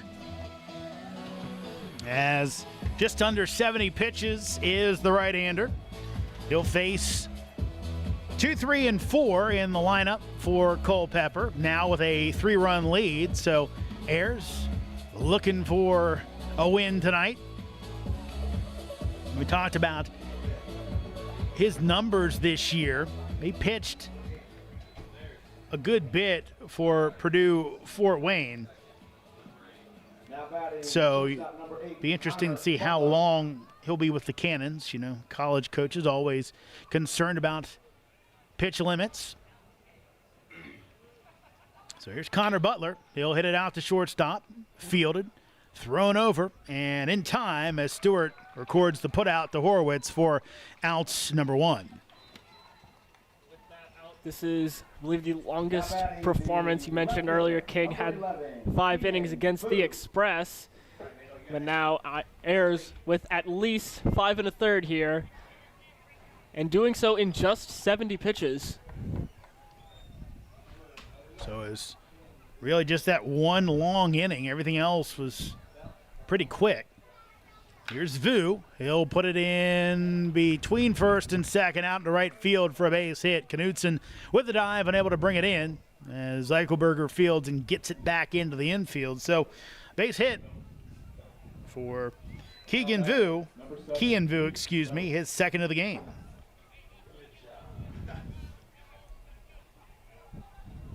Remember, his base hit last time probably shouldn't have been, as Beheeler at the plate now. Pitch, and he will pop it up. Should be playable on the infield as Horowitz makes the catch, and they'll be recorded the out as Beheeler and Horowitz collided.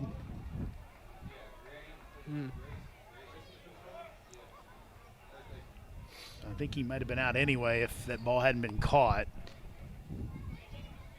Has to avoid Horowitz there, but catch made. And here comes Fitzwater with 2 outs. Runner down at first base.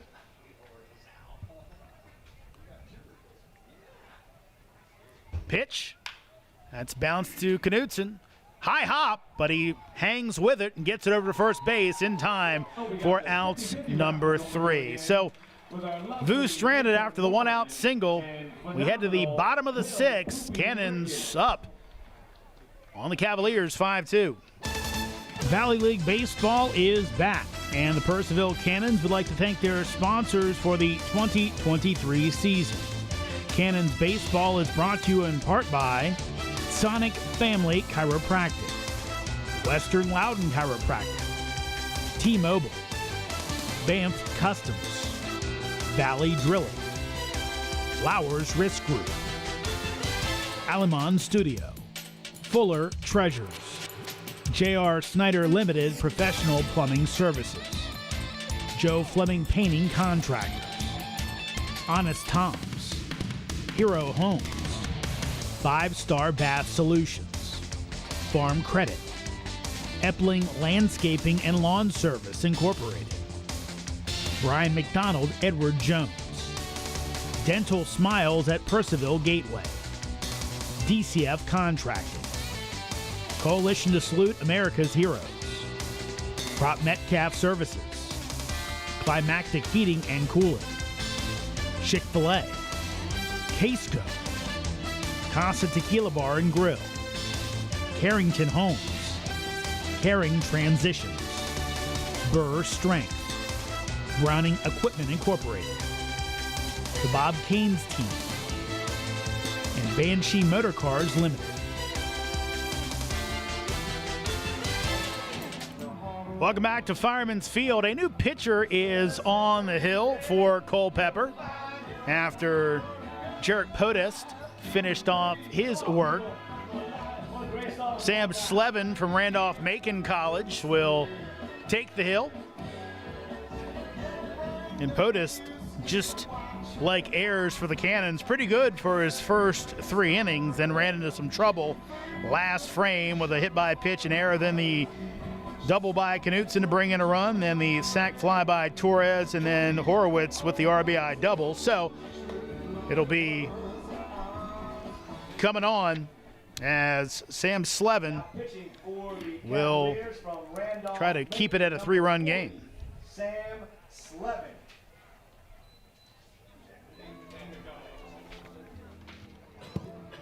Now batting from James Madison, your third baseman. Slevin, a junior out of Virginia Beach, Virginia, 5'10 junior.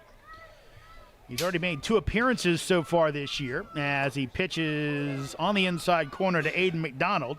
McDonald to be followed by Stewart and Brenton, 1 and 2 in the lineup. So far, Slevin with a 21 ERA, 0-1 pitch that misses high for a ball, evens up the count at 1-1. Now, he does have 4 strikeouts and 1 walk, but he has been hit around, has given up 6 hits in his appearances, 3 total innings, as that's going to be off the handle. Tossed over to Slevin, who's covering for Fitzwater, and out number 1 as McDonald goes down. Now batting from Georgia State, your shortstop, number 2. So first base, the pitcher records the out.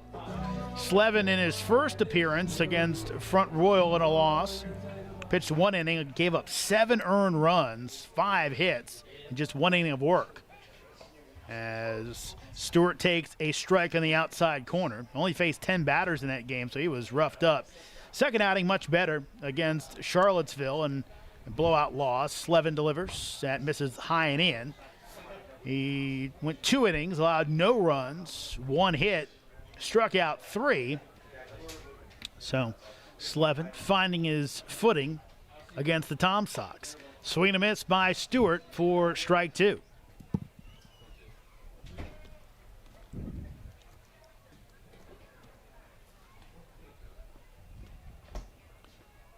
Slevin delivers. That misses inside. Almost hit Caleb, but did not. So count goes to 2-2. Brenton on deck. Stewart's 0 for 2 tonight. 2-2 pitch and swung on and miss for strike 3. So Slevin making quick work of the first 2 Cannon batters he sees. Now batting from Arkansas Fort Smith, your left fielder, number 11, Mikey Britton.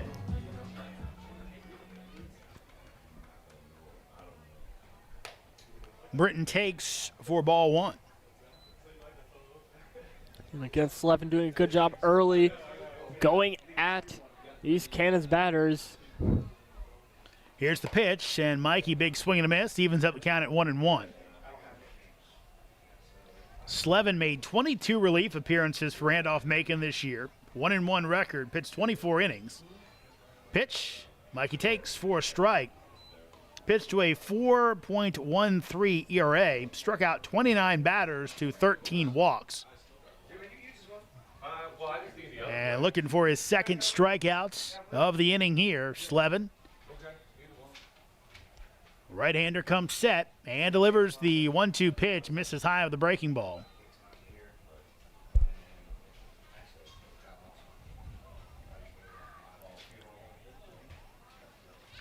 Ryan Guida on deck. Britton needs to get on base to bring Guida to the plate. He cannot. Swings and misses as he goes up the ladder. 3 up, 3 down for the Cannons. They still lead at 5-2 after 6 complete. Valley League Baseball is back, and the Purcellville Cannons would like to thank their sponsors for the 2023 season.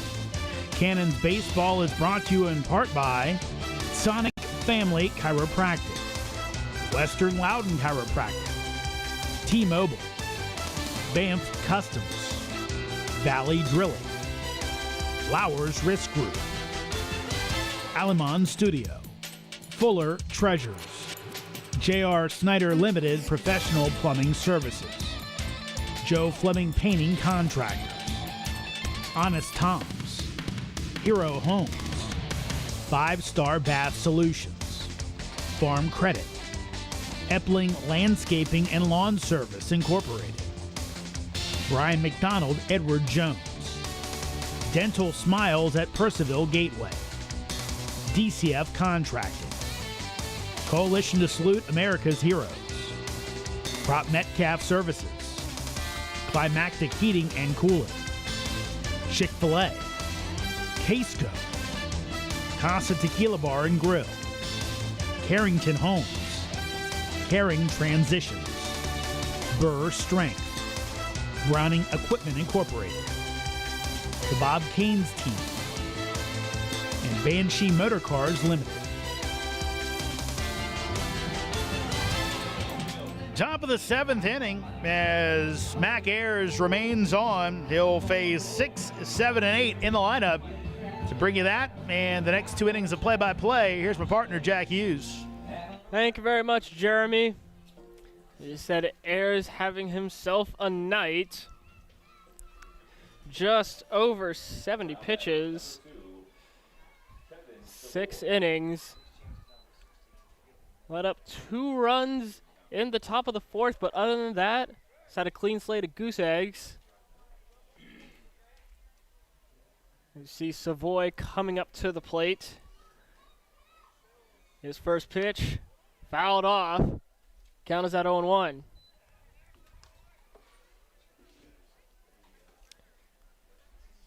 Again, Savoy, one of the better Cavalier hitters, looking at .429 going into this one.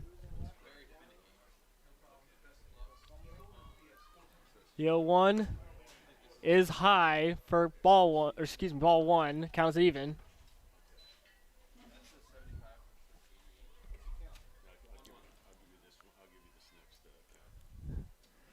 Count is at 1-1. You see Torres having a quick conversation with Ayres.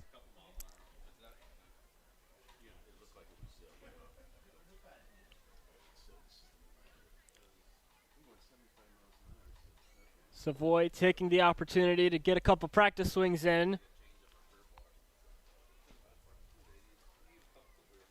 Looks like Torres and Ayres now on the same page.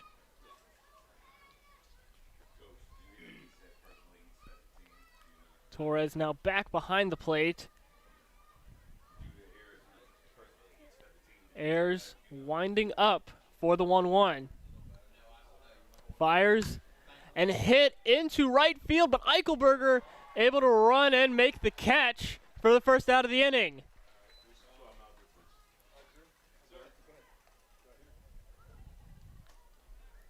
Say Serrano coming up to the plate, looking at 0 for 2 so far. Now batting number 6, Ethan Serrano. Serrano, 1 for 9 going into this one. The 0-0 pitch is outside for ball 1.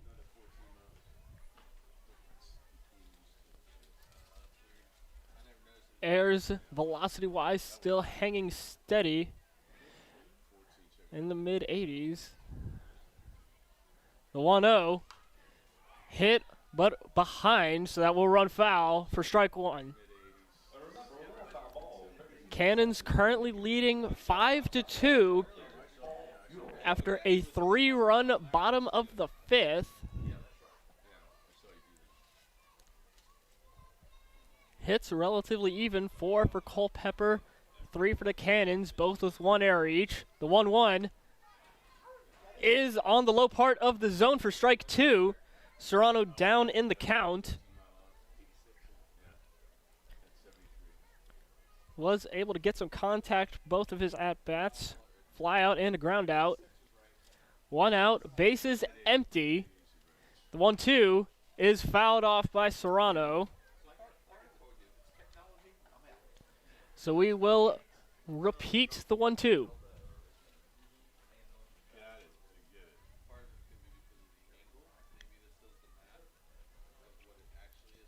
We were looking at potentially some rain earlier tonight. Not looking so. The 1-2 is slapped into center field. Delana making the play on it, but that will be a base hit. And again, some forecasts had some potential rain. Would not have boded well for the Cannons, but no rain as of 8:40 time currently. The Ayres Winding up for the 0-0 with Serrano on first. Crawford not swinging at that one, looking at it for strike one inside the zone.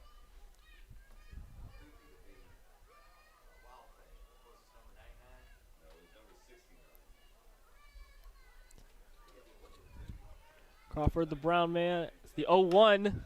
Swings at it, makes some contact. Well into left field, but that will down third base line, but draws foul. And the fielder not able to make a play on it. I believe now that is Booker going to get it, but with not quite having enough wheels. Count is at 0-2. 1 out. Serrano on first. Cannon still with a 3-1 lead. The 0-2 hit right short to Knutson. Horowitz backing up, making the throw to first. Not able to handle that is, I believe, Knutson trying to rotate over to second base, not able to make the throw. So we now have runners at the corners. So we're on the error. Crawford now at first. Serrano at third. With the 9-hole hitter Alonzo Paul coming to the plate. Looks, Jack, as Coach Riding's coming out to talk to his pitcher. Official score, I believe, has ruled it a hit and an error on the throw. So it'll be back-to-back singles and then the throwing error on Horowitz. Or excuse me, the back throw. So again, Cannon's defense, their second error of the game, and hopefully with 1 out they can find their way out of this without giving up the lead. And right now this might as much be a kind of delaying to let the bullpen get loose and get warmed up. So we'll see how many more batters that Ayres faces. Yeah, Ayres already with a valiant effort so far. 6 1/3 here for him tonight. His Riding's having conversation with Ayres, the entire infield. Craig Alden getting involved just a little bit. As you see, Paul looking to end a hitless streak. 0 for 5 going into this one. 2 strikeouts in his 2 at-bats here this evening. Here's looking to put out the fire with runners on the corners. Potential tying run in Paul. First pitch is right down Broadway for strike one.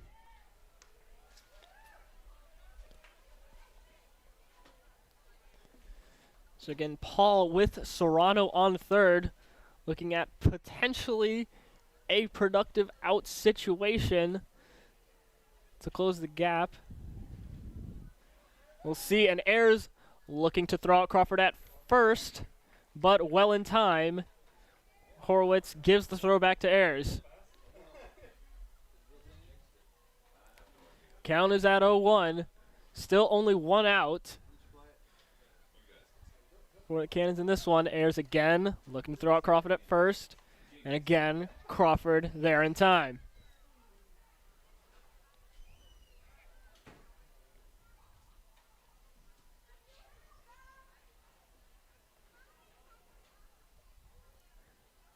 Ayres with the look in.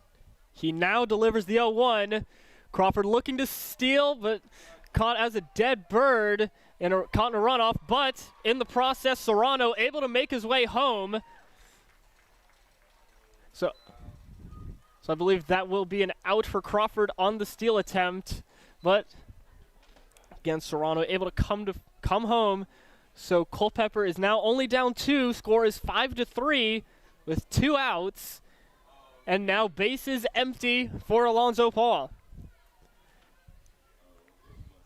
So Culpeper willing to give up the out for a run. Trying to draw that throw. Cannons, again, kind of cut their losses, let the run go with the lead, take the out. The 0-2 That one a little bit high, keeps Paul alive. Count is at 1-2.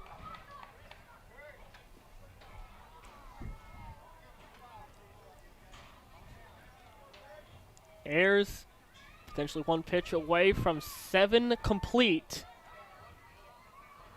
1-2 is a low. Paul stays alive again. Count is even at 2-2.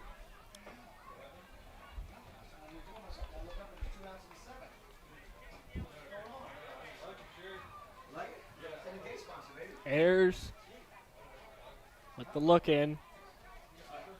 No base runners to worry about. The 2-2.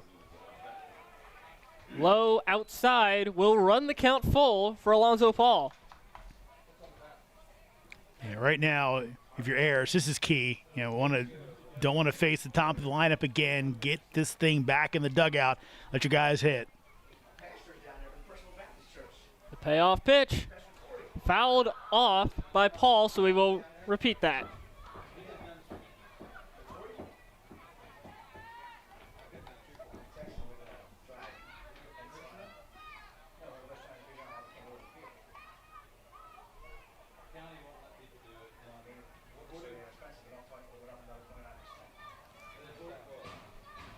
Here's the look in.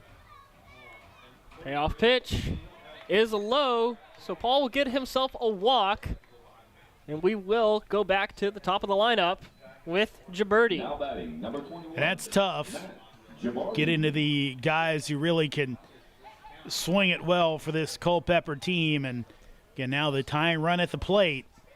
And now Brett Fuller's seen enough. He's going to go ahead and remove his starter after a heck of a performance, really the best we've seen so far this season, Jack.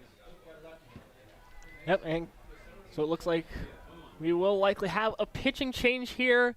Cannons still lead 5-3. Valley League Baseball is back, and the Purcellville Cannons would like to thank their sponsors for the 2023 season.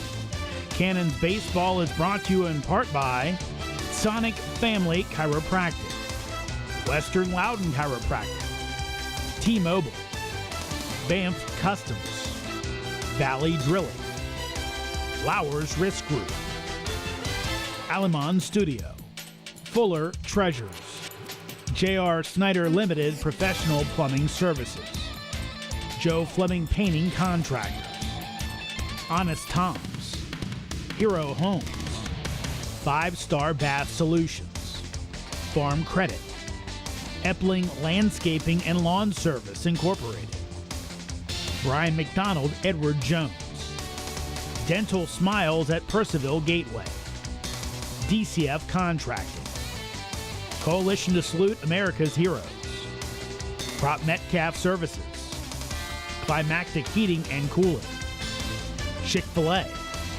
Casco, Casa Tequila Bar and Grill, Carrington Homes, Caring Transitions, Burr Strength, Browning Equipment Incorporated, the Bob Caines Team, and Banshee Motor Cars Limited.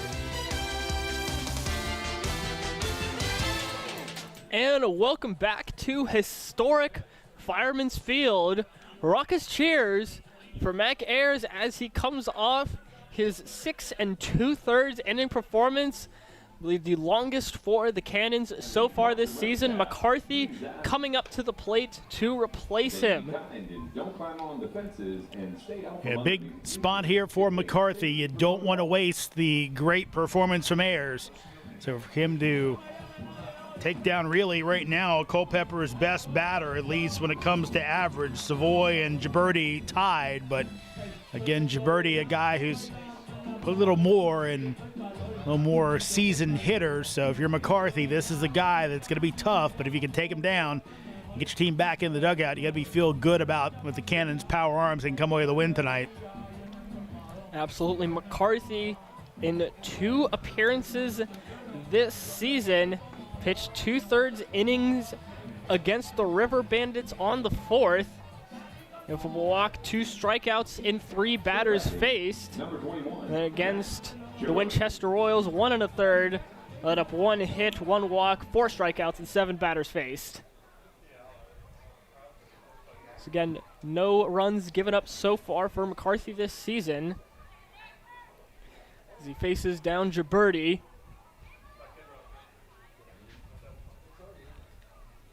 Yo-oh is low. Torres will swallow it up, handle it, so no runners able to advance. Ball one.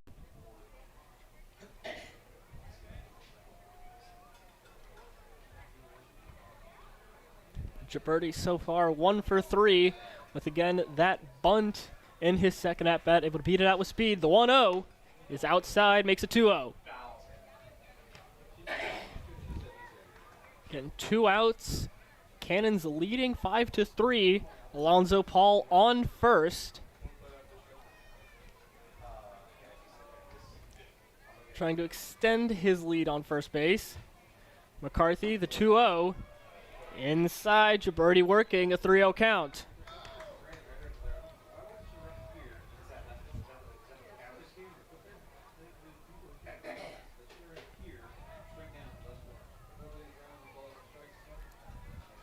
McCarthy, a deep breath before delivering 3-0. That one inside the zone, keeps the at-bat alive at 3-1.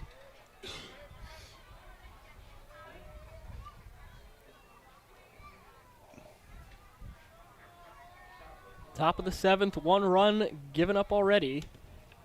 The 3-1 is outside the zone. Gibberti almost swinging at it, but thinks better of it and is rewarded with a base on ball.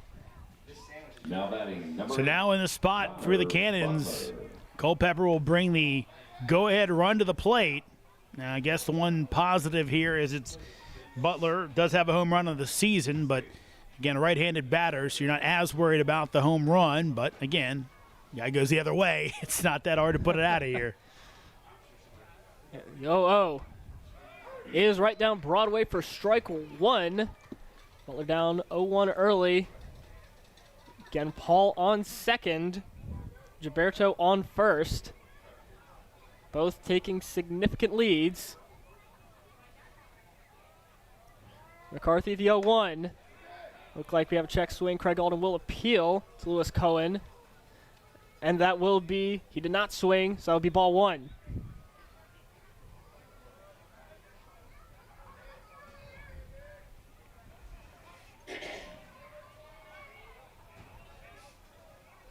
McCarthy looks at second. The 1-1. Swing and ever so slight contact. So that will be 1-2.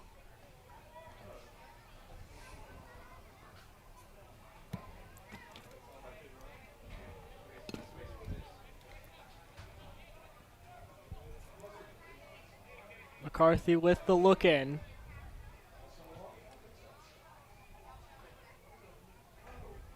Paul staying still on second. And throw well inside. Torres not quite able to handle it, so runner is able to advance. Paul now on third, Gibberti on second after that pitch. This is well outside, so that will be ball 2, evens the count. That's a really tough missed spot there, Jack. Again, you guys will miss their spots, but basically a pitch that Torres can't even handle, and it brings both runners to scoring position. That's a tough one. McCarthy still with an opportunity to end it here. A deep breath. The 2-2. Ever so slight contact just down the first base line, but called foul by Craig Alden. So we will repeat the 2-2. That time, Torres picked it up, and it was very, very close. And again, at this point of the game, that first baseline is completely demolished. But it looked like it was right near it, and he thought he had a shot at it. And he would have the out, but it was called a foul ball by Craig Alden. So another chance for Butler. Again, McCarthy will repeat the 2-2. A look back. That won't be inside. Run the count full at 3-2. Brett Fuller's got his full pace on. He's up off his bucket. Nervous energy, trying to hope that McCarthy can get the out here. The payoff pitch is well inside, and it will not be able to be handled by Torres, so Paul will make his way home. McCarthy looking to go down. Torres able to get it to him, but not in time. So that will be ball full. Yes, that will be ball 4. So Butler at first. And a run brought in. So now only a 1-run lead for the Cannons, 5-4.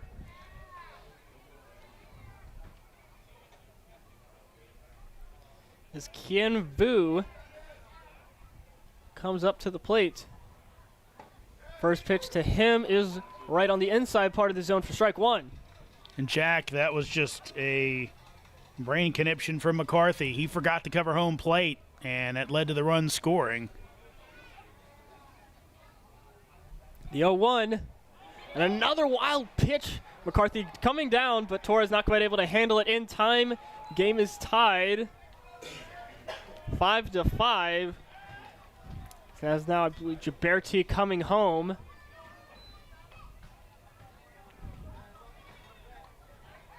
So again, a 3-run outburst for the Culpeper Cavaliers in the top of the 7th, looking for more, still with 2 outs.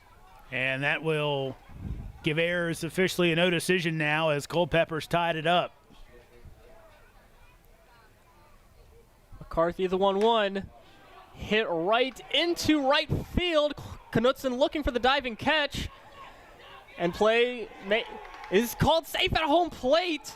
Butler sliding in. Torres looking to apply the tag but doesn't. Culpeper now leads 6-5. And just a disaster of an inning for the Cannons, as looked like they were on their way out of it. A couple hits and then some just bad control, too many balls to the backstop, and now the Cannons are in chase mode. Indeed. Vu able to make his way to second on that hit. You see the healer coming up. That one well outside. Torres able to handle it for ball 1.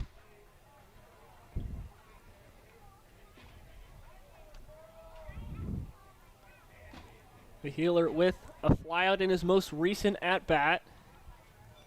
Made his way on base. The 1-0 is on the inside part of the zone for strike 1. Evens the count.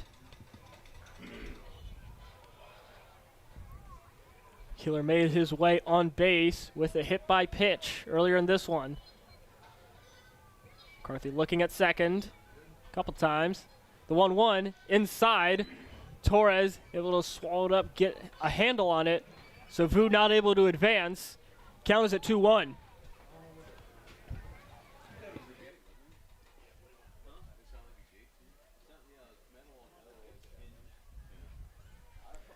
McCarthy with the look in. Gets a sign from Torres. The 2-1. Swing and a miss from Beheeler for strike 2. Evens the count.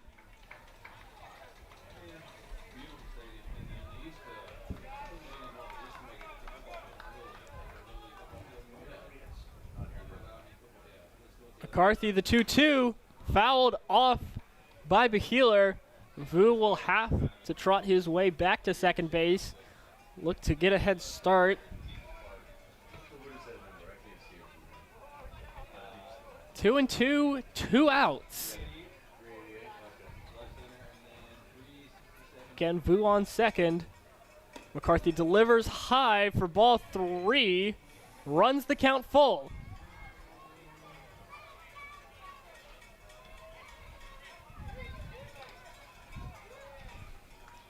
You see Fitzwater getting ready, tossing the ball back to the dugout. McCarthy, the payoff pitch is low. So Beheeler will throw his bat, get his way over to first with the base on ball. And it looks like Britt Fuller's seen enough. He's going to go back to the pen for the second time this inning, Jack. And yep, Culpeper with a huge surge on Alberto McCarthy, now leading 6-5 here at Fireman's. Valley League Baseball is back, and the Purcellville Cannons would like to thank their sponsors for the 2023 season.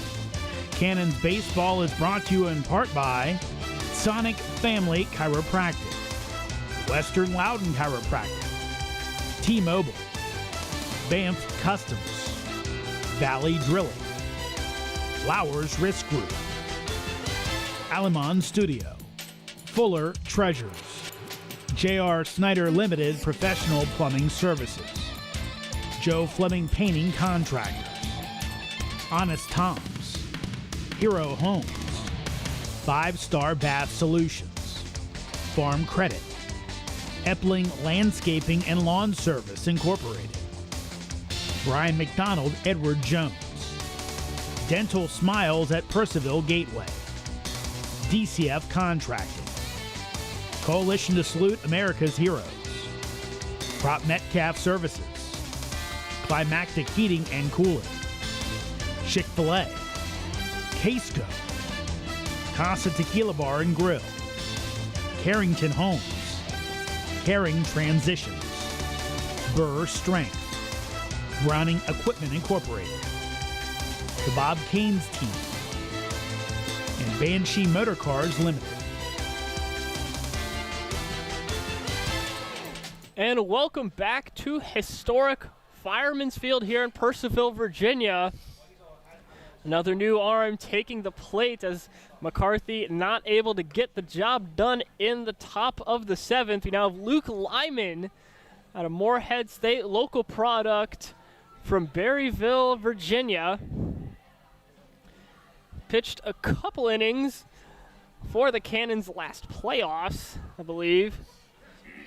Pitched to a 6.23 RA in 4 1/3 innings. 3 strikeouts, 5 walks. Let up 4 hits. And before that, also pitched a couple innings for the Winchester Royals.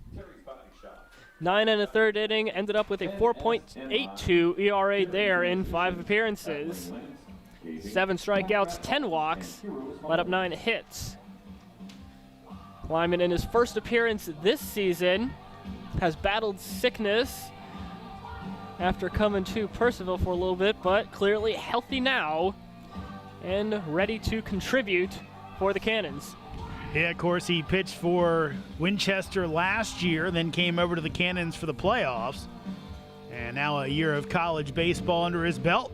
And right now a bit of a tough spot trying to get the Cannons out of this. Only down 1 as they came into the inning, Jack, looking like they might be kind of coasting to a win. Instead, a couple of well-placed hits against Ayres, and then McCarthy not his best outing. And now Culpeper in the lead, trying to add on. Yeah, and Fitzwater hitless going into this game as 0 for 3 in this one. Again, looking to end that streak and extend this Culpeper lead.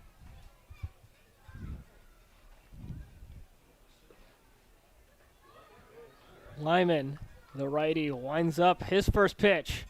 Swing and a miss from Fitzwater.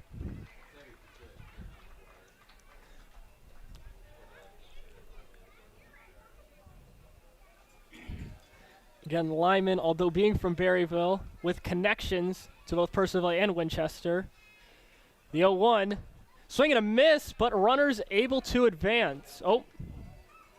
Yes, that will be the case. You now have, I believe, Vu on third, Behealer on second. As I was mentioning, Luke's mother, a teacher over at the local Round Hill Elementary. And for that, when Luke was about my age, actually, I had a chance to share a classroom with him. The 0-2. He's thrown, swing and a miss from Fitzwater, and that will end the top of the 7th. Culpeper now with a 1-run lead, 6-5. Valley League Baseball is back, and the Purcellville Cannons would like to thank their sponsors for the 2023 season. Cannons Baseball is brought to you in part by Sonic Family Chiropractic, Western Loudon Chiropractic, T-Mobile, Banff Customs, Valley Drilling, Flowers Risk Group, Alamon Studio, Fuller Treasures, J.R. Snyder Limited Professional Plumbing Services. Joe Fleming Painting Contractors. Honest Tom's. Hero Homes. 5-Star Bath Solutions. Farm Credit. Epling Landscaping and Lawn Service Incorporated. Brian McDonald Edward Jones. Dental Smiles at Purcellville Gateway. DCF Contracting. Coalition to Salute America's Heroes. Prop Metcalf Services. Climactic Heating and Cooling. Chick-fil-A. Casco. Casa Tequila Bar and Grill. Carrington Homes. Caring Transitions. Burr Strength. Browning Equipment Incorporated. The Bob Caines Team. And Banshee Motor Cars Limited.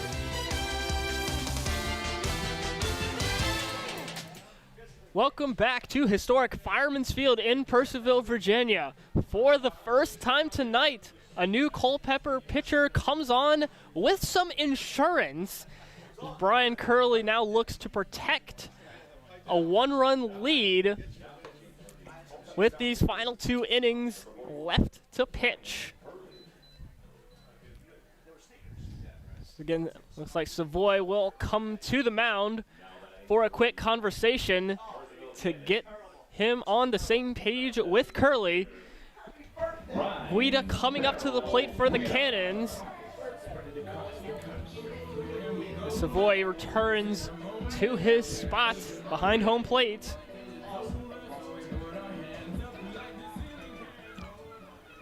Again, a big 4-run surge in the top of the 7th,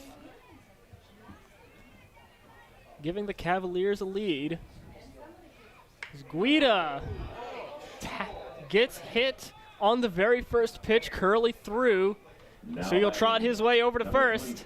2, right fielder representing Paul D. Camp, Joe. Second straight at bat. Guida's been hit by a pitch, and that one was so loud it went right off that hard elbow guard there. I thought it went off his bat at first, the way that kind of made that knock sound. Indeed, Eichelberger now up to the plate with a runner on first and no outs. First pitch of this at-bat is high for ball 1. So Eichelberger, I believe, able to reach on an error most recently. The 1-0 is again high for 2-0. Again, Eichelberger, a victim of another Culpeper hit by pitch early. The 2-0 is on the low part of the zone. Eichelberger did not like that call by Craig Alden. Thought that one was low, but nonetheless, Craig Alden calling it a strike. Count is at 2-1. Yeah, Savoy didn't catch it clean. Anytime that happens, the batter's not going to like the call. Curley, the 2-1. That one is outside for ball 3.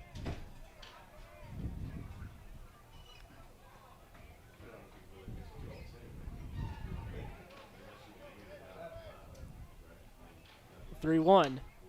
Swung at, well behind, so that will be a foul ball. Runs the count full.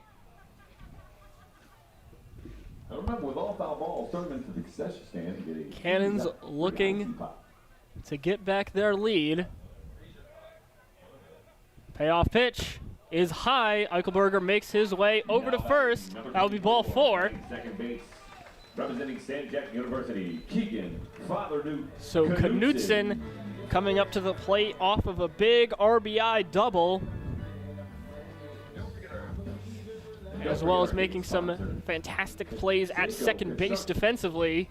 And another conversation between Curley, Savoy, and head coach Brandon Mack. Interesting spot here, Jack. Normally, Brett Fuller would go bunt here. This is kind of what he does. But Ryan Guida did not fleet of foot at second base, so the question becomes, do you go with the bunt here and try and get Guida over, or do you let Knudsen swing it away? Be interesting to see how the Cannons play this. Knudsen does show bunt. I believe there was contact made, so that will or excuse me, Craig Alden. We're calling that one foul, so that will be 0-1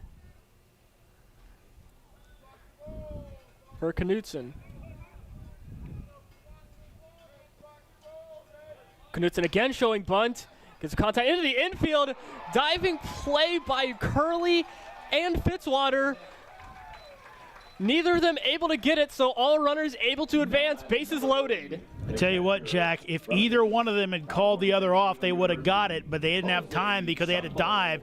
I think it almost was in Fitzwater's glove, but when the gloves came together, it knocked the ball the other way. Perfect scenario for the Cannons.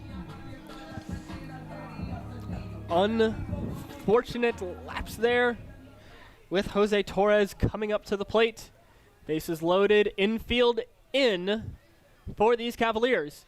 The 0-0 is down, is on the outside part of the zone for strike one. Cannons faithful and not quite liking that call.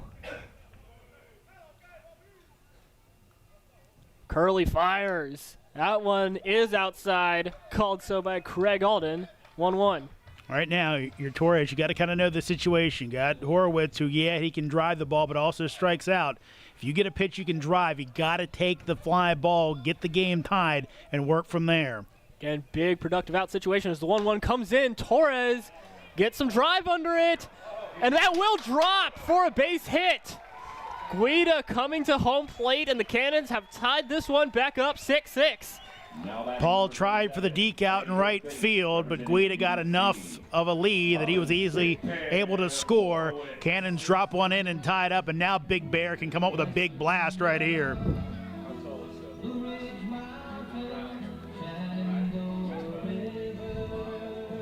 Horowitz, big man with a big RBI double himself. First pitch is on the inside part of the zone for strike one.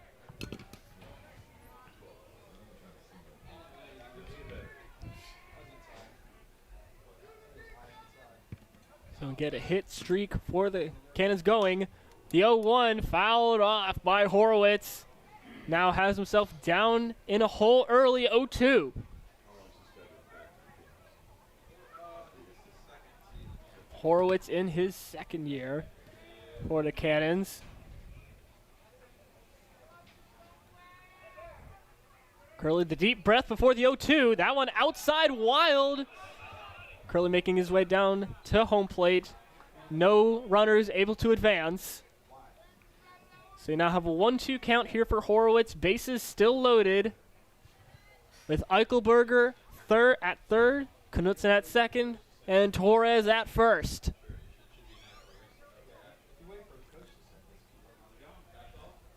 The 1-2 hit right down the first base line, and it looks like the double play will be made.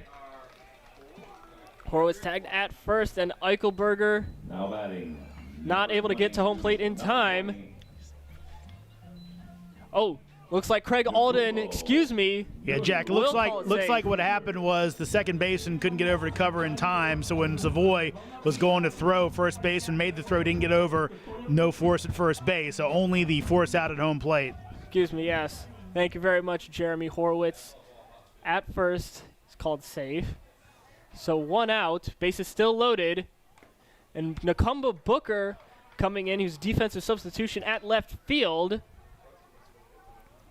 So he fouls off his first pitch for 0-1. One out, so big double play opportunity to stem the bleeding here for the Culpeper Cavaliers.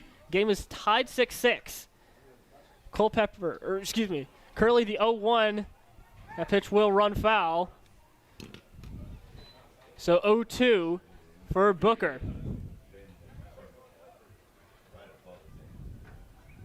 Got to give credit to Curley coming back after going in that hole, especially even giving up those hits.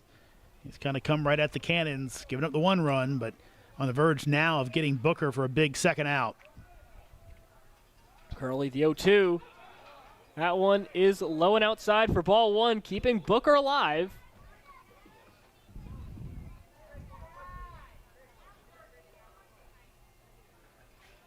Craig Alden telling Brett Fuller to get the I guess get a spare ball back in the dugout. Curley fires. That one will ring up Nakumba Booker for out number 2. Now batting number It's inside the zone looking. James Madison University, Aiden Amac McDonald. So huge here now for McDonald. Try and salvage more than one run after that big inning for Culpeper. Cannons have their chance, but it's going to take a 2-out hit.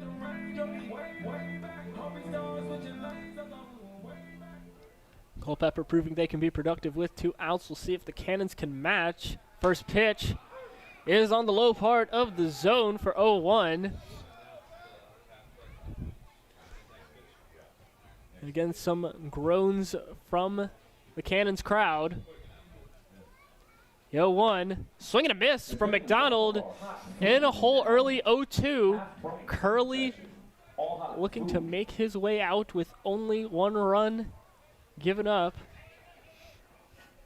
When he's 1 more strike to do it, his pitch is slapped down the third base line, and the play will be made at third to get the 3rd out of the inning. So after 7 complete, the game is tied at 6. Valley League Baseball is back, and the Purcellville Cannons would like to thank their sponsors for the 2023 season.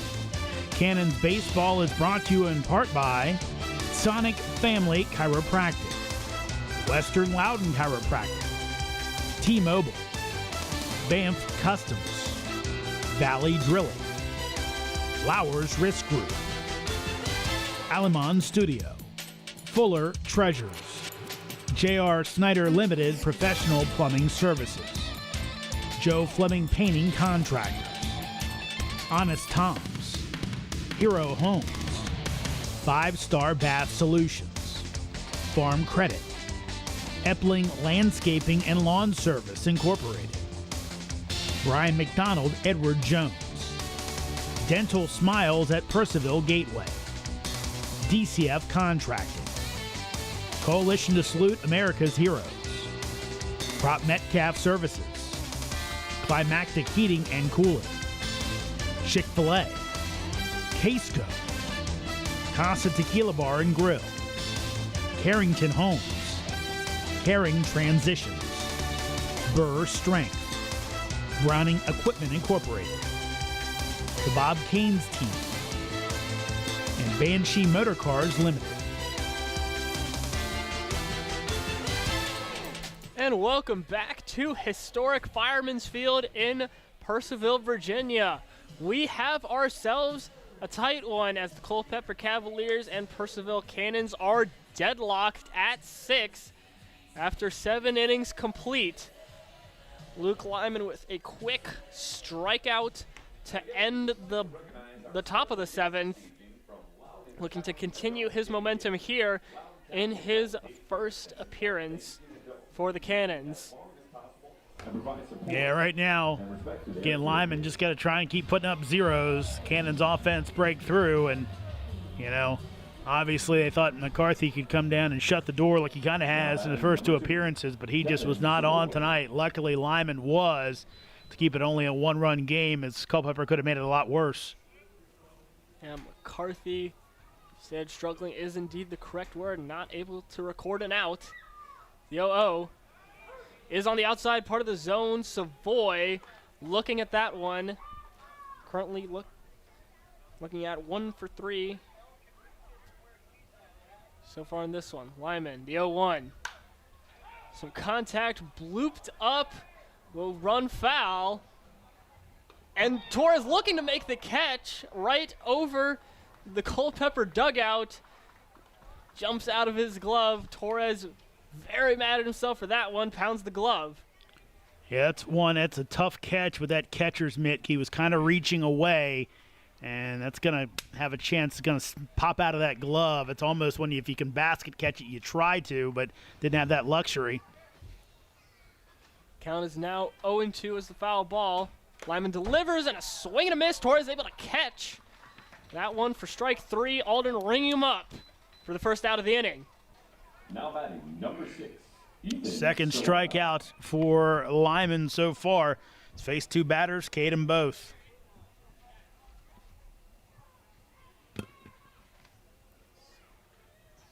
Again, Lyman winds up. And well inside there, Ethan Serrano had to dodge out of the way of that one. Count is at 1-0. Serrano able to get a hit in his last at-bat. The 1-0 fouled off. Count is evened up at 1.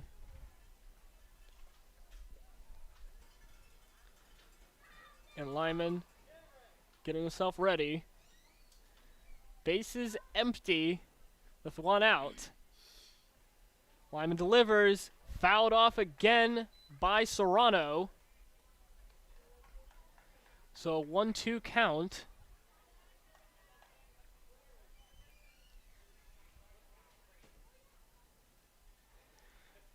That light shining down now as Lyman delivers the 1-2 on the outside, or excuse me, that one will be outside for ball 2, evens the count.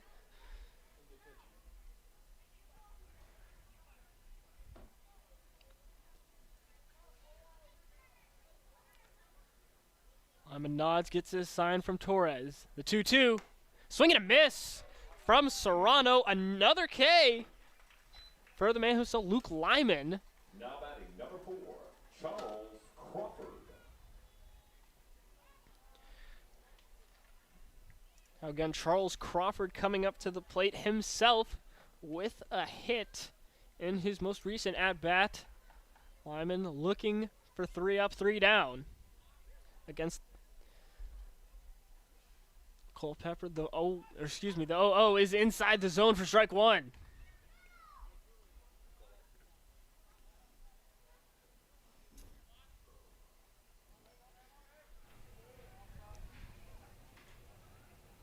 Lyman, the deep breath, delivers and slapped almost down the first base line, but draws foul. So again, Crawford down 0-2. Again, slight mishap with the switching of the balls there. Yeah, I mean, if I'm Lyman, I want the same ball. I mean, I've been bringing gas with it. I'm like, no, let me have that one. I don't want a new one. Yeah, but Craig Alden, though, thinking otherwise, saying we've got to switch it up. So we'll see how Lyman does with the new ball. The 0-2 slapped into left field, but draws foul, I believe. So again, Crawford running his way all the way over to second, in case that did remain fair, but now has to walk his way back to the batter's box.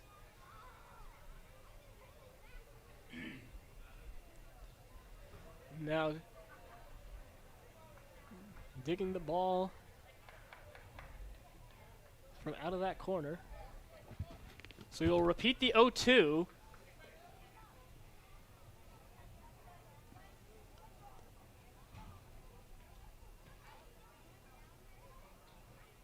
I'm in the look-in. Delivers a swing and a miss, not quite caught by Torres, but throw is able to be made at first. So that will end the top of the 8th. Game is still tied at 6. Valley League Baseball is back, and the Purcellville Cannons would like to thank their sponsors for the 2023 season. Cannons Baseball is brought to you in part by Sonic Family Chiropractic, Western Loudon Chiropractic, T-Mobile, Banff Customs, Valley Drilling, Flowers Risk Group, Alamon Studio, Fuller Treasures, J.R. Snyder Limited Professional Plumbing Services, Joe Fleming Painting Contractors, Honest Tom's, Hero Homes, 5-Star Bath Solutions, Farm Credit, Epling Landscaping and Lawn Service Incorporated, Brian McDonald, Edward Jones, Dental Smiles at Purcellville Gateway, DCF Contracting, Coalition to Salute America's Heroes, Prop Metcalf Services, Climactic Heating and Cooling, Chick-fil-A, Caseco, Casa Tequila Bar and Grill, Carrington Homes, Caring Transitions, Burr Strength, Browning Equipment Incorporated, the Bob Caines Team, and Banshee Motor Cars Limited. And welcome back to historic Fireman's Field in Purcellville, Virginia. Game still deadlocked at 6. After 7.5, top of the Cannons lineup, back up with Caleb Stewart. Not having himself a night, did have an RBI on a flyout, but still 0 for 3. Looking to get himself back on track. Curley gets himself on the outside part of the zone for strike 1 on his first delivery.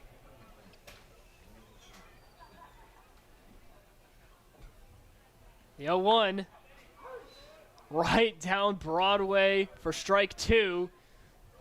Stewart a little frozen on that one. Thought about swinging at it, but couldn't get the bat off of his shoulder. The 0-2. Swing and a miss from Stewart. Dropped by Savoy, but so since drop third strike will be a bit of a pause there, but Savoy able to make the throw over to first, and Fitzwater rising up to make the catch. Left field representing Arkansas. Stewart having some trouble tonight. His last 3 at-bats, all strikeout swing. Not seen it all that well. That will bring up Brinton, another victim of the strike on his most recent at-bat. The first pitch is on the inside part of the zone for strike 1. Curley so far doing an excellent job just keeping things inside the zone. 0-1 is low for ball 1.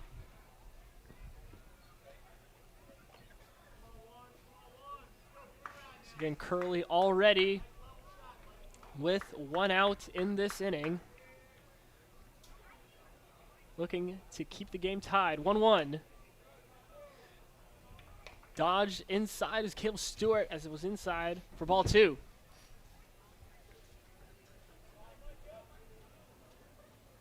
Curley regained some composure. The 2-1 swung at by Brinton. Some contact, but draws foul. Goes well behind. Evens the count at 2.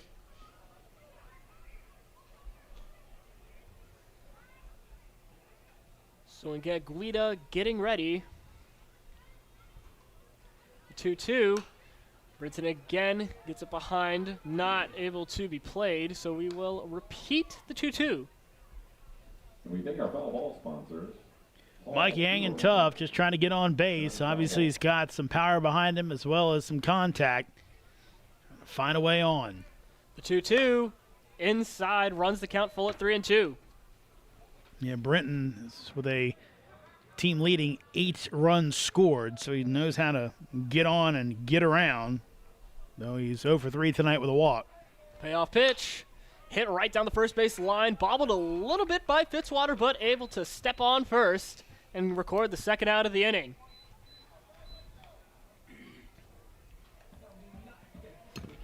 Now batting number 29, your designated hitter. Representing Florida. So again, Guida coming up to the plate. Coming off of 2 hit-by pitches in a row. Relative rarity to see there. 2 outs, the 0-0. Outside the zone for ball 1.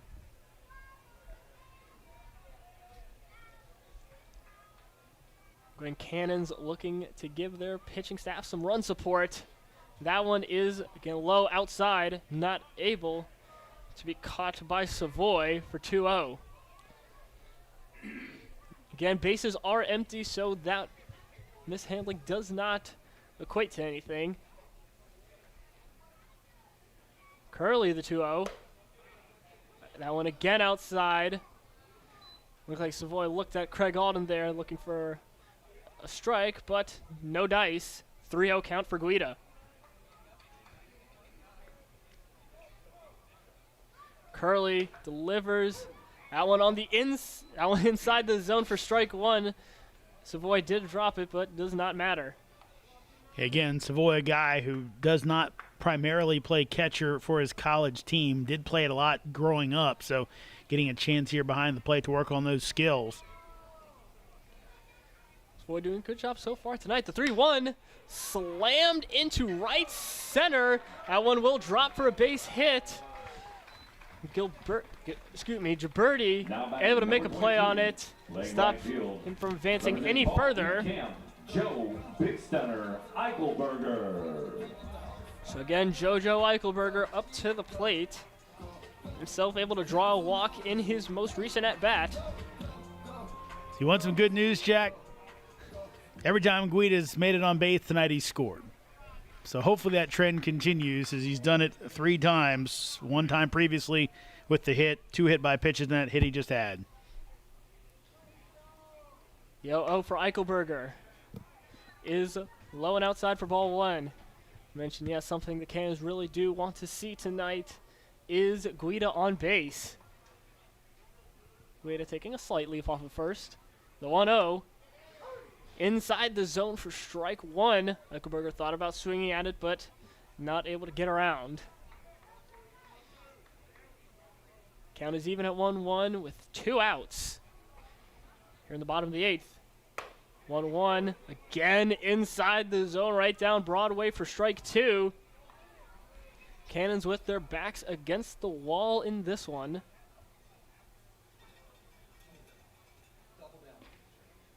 Curley fires, that one outside the zone, keeps Eichelberger alive at 2-2.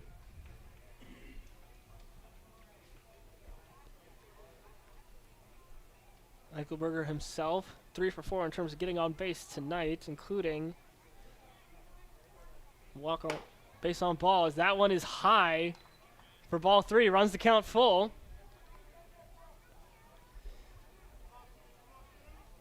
So Eichelberger working his way back. Curley, the payoff, slapped at, that will be foul. So that will repeat the 3-2. And that's important here, the 3-2. Guida can get off on the pitch, so if Eichelberger could split the gap maybe to left center field, Guida probably could score on that if he gets the running start and the big lead.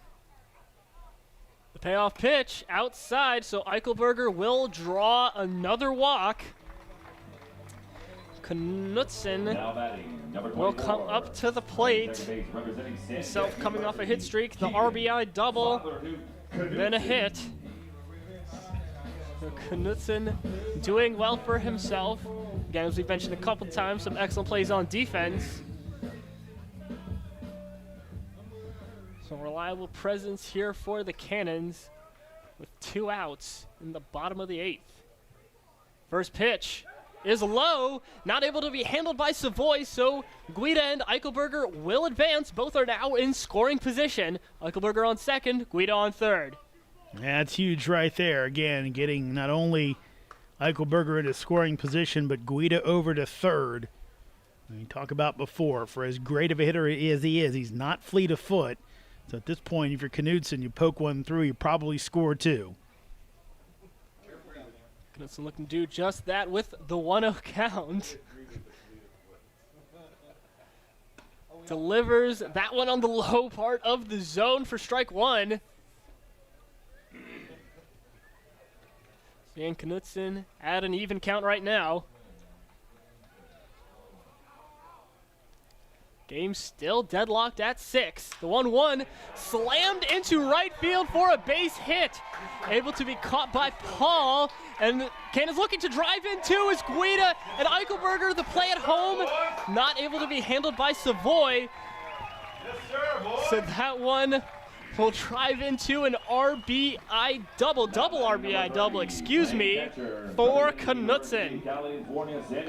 Good piece hitting right there. Just went with the pitch and throw from Paul, a little off the line. Savoy didn't handle it very well and gets by him, and then Knutson, very aware, got down to second base to put himself in scoring position, but the Cannons on the verge of a victory here. So Cannons have opened a lead back up 8-6. And even up hits at 7-7. First pitch to Torres, fouled off for 0-1. Tell you what, Guida keeps the streak alive. He got on base and he scored. Can't beat that. Indeed. The 0-1. Again inside the zone for strike 2. Torres down in a hole early.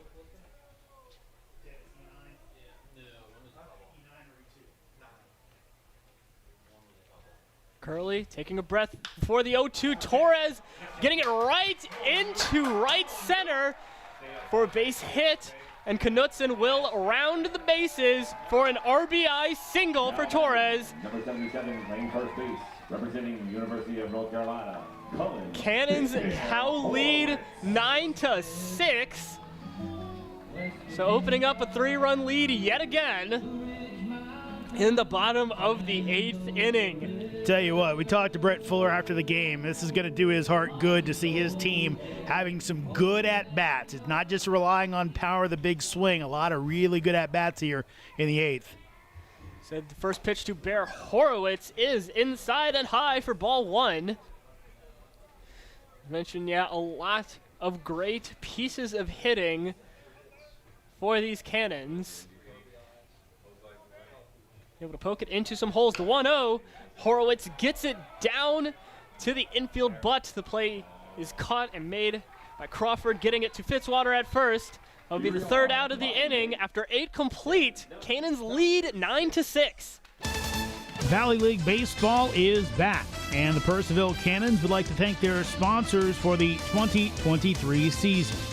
Cannons Baseball is brought to you in part by Sonic Family Chiropractic, Western Loudon Chiropractic, T-Mobile, Banff Customs, Valley Drilling, Flowers Risk Group, Alamon Studio, Fuller Treasures, J.R. Snyder Limited Professional Plumbing Services, Joe Fleming Painting Contractors, Honest Tom's, Hero Homes, 5-Star Bath Solutions, Farm Credit, Epling Landscaping and Lawn Service Incorporated, Brian McDonald, Edward Jones, Dental Smiles at Purcellville Gateway, DCF Contracting, Coalition to Salute America's Heroes, Prop Metcalf Services, Climactic Heating and Cooling, Chick-fil-A, Casco, Casa Tequila Bar and Grill, Carrington Homes, Caring Transitions, Burr Strength, Browning Equipment Incorporated, the Bob Caines Team, and Banshee Motor Cars Limited.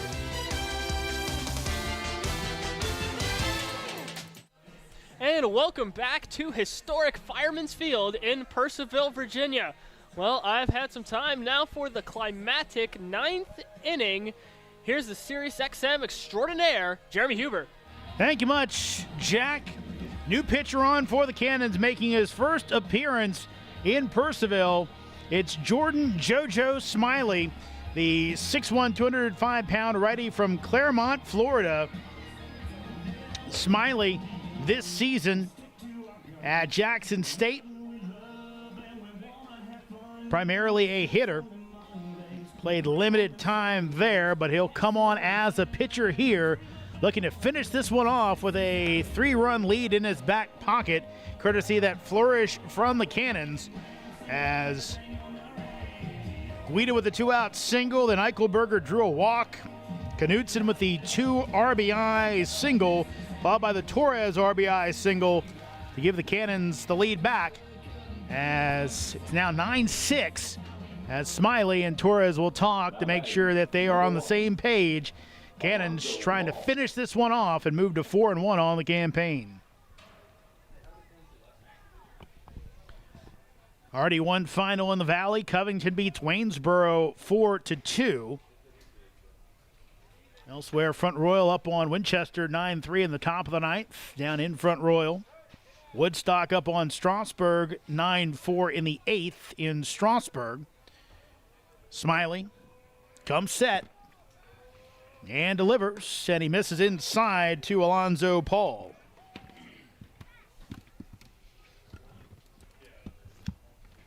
Paul looking for a little redemption. He is 0 for 2. That's going to miss. Struck out his first 2 times up, walked. His 3rd time up, came around to score in that big 7th inning for Culpeper. But now he's got a 2-0 advantage on Smiley, who delivers. And Smiley misses.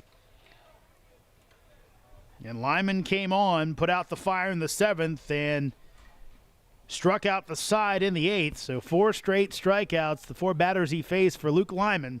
Smiley trying to avoid a 4-pitch walk. He delivers, and that is in there for strike 1 as Paul threw the bat away, thought he had ball 4, and said he has to come back and hit. Elsewhere in the Valley, Charlottesville leading Stanton 7-3 in the 9th.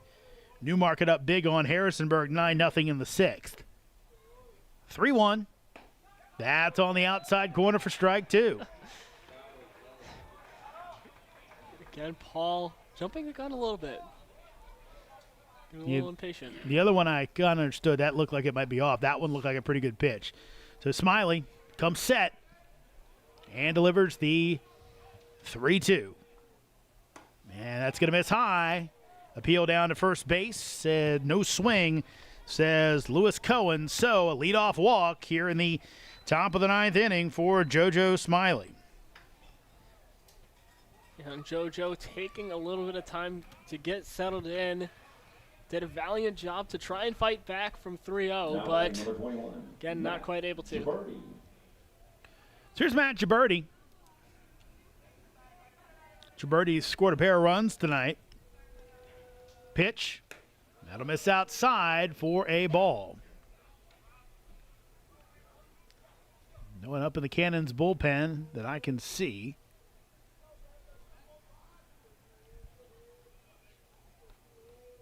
One-0. That'll miss high for ball 2. And now Jose Torres is going to come out. Knudsen look like he's coming up a little bit. So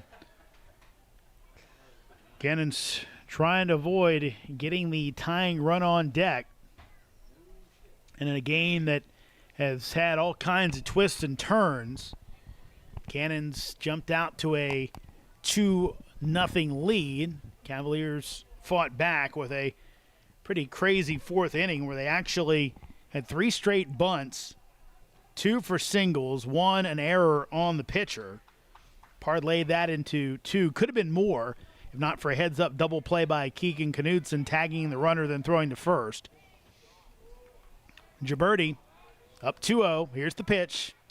Smiley finds the reins that time for strike 1. Then when the Cannons put up 3 in the bottom of the 5th, Culpeper eventually answered with 4 in the 7th to take the lead. Smiley delivers, and that'll hit him. So a walk and a hit by pitch, and now Culpeper will bring the tying run to the plate with no outs. Number 8, Connor Butler. And again, Smiley just coming in recently. I believe was not listed as active on the roster earlier today, so obviously a recent arrival. Looking like he is still getting settled in. Here's Connor Butler. Pitch. Fouled straight back, so Butler fouls it off. It looked like he was on it.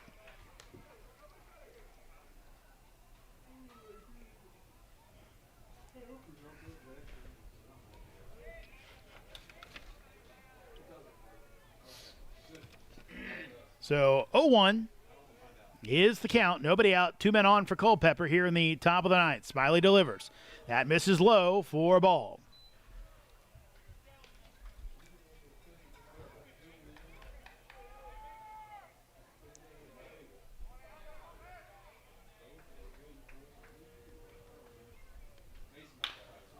Could be 2. Hit out to Stewart. Over to second for 1. And Knudsen will make sure of it as he makes the stretch.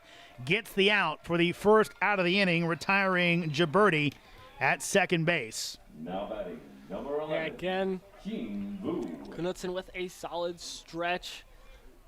Again, in an awkward position, so not able to make the double play, but again, that one out, Brady Smiley in a good position, able to get a game-ending double play potentially, depending on how the ball is hit.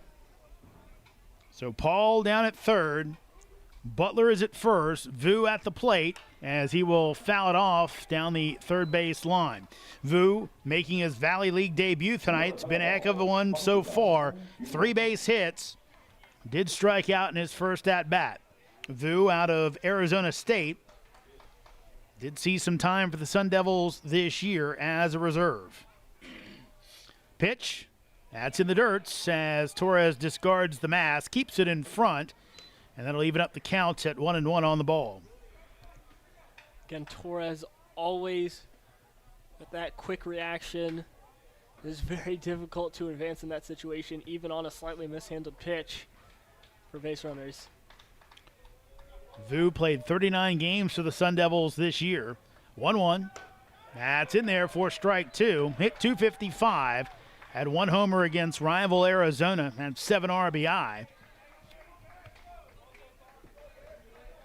So Smiley going to try to finish him off here.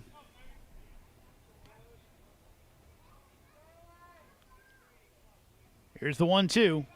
Swing and miss for strike 3 as Torres catches it cleanly. Shows the umpire first base occupied, so it didn't matter anyway as long as he got it on the clean side.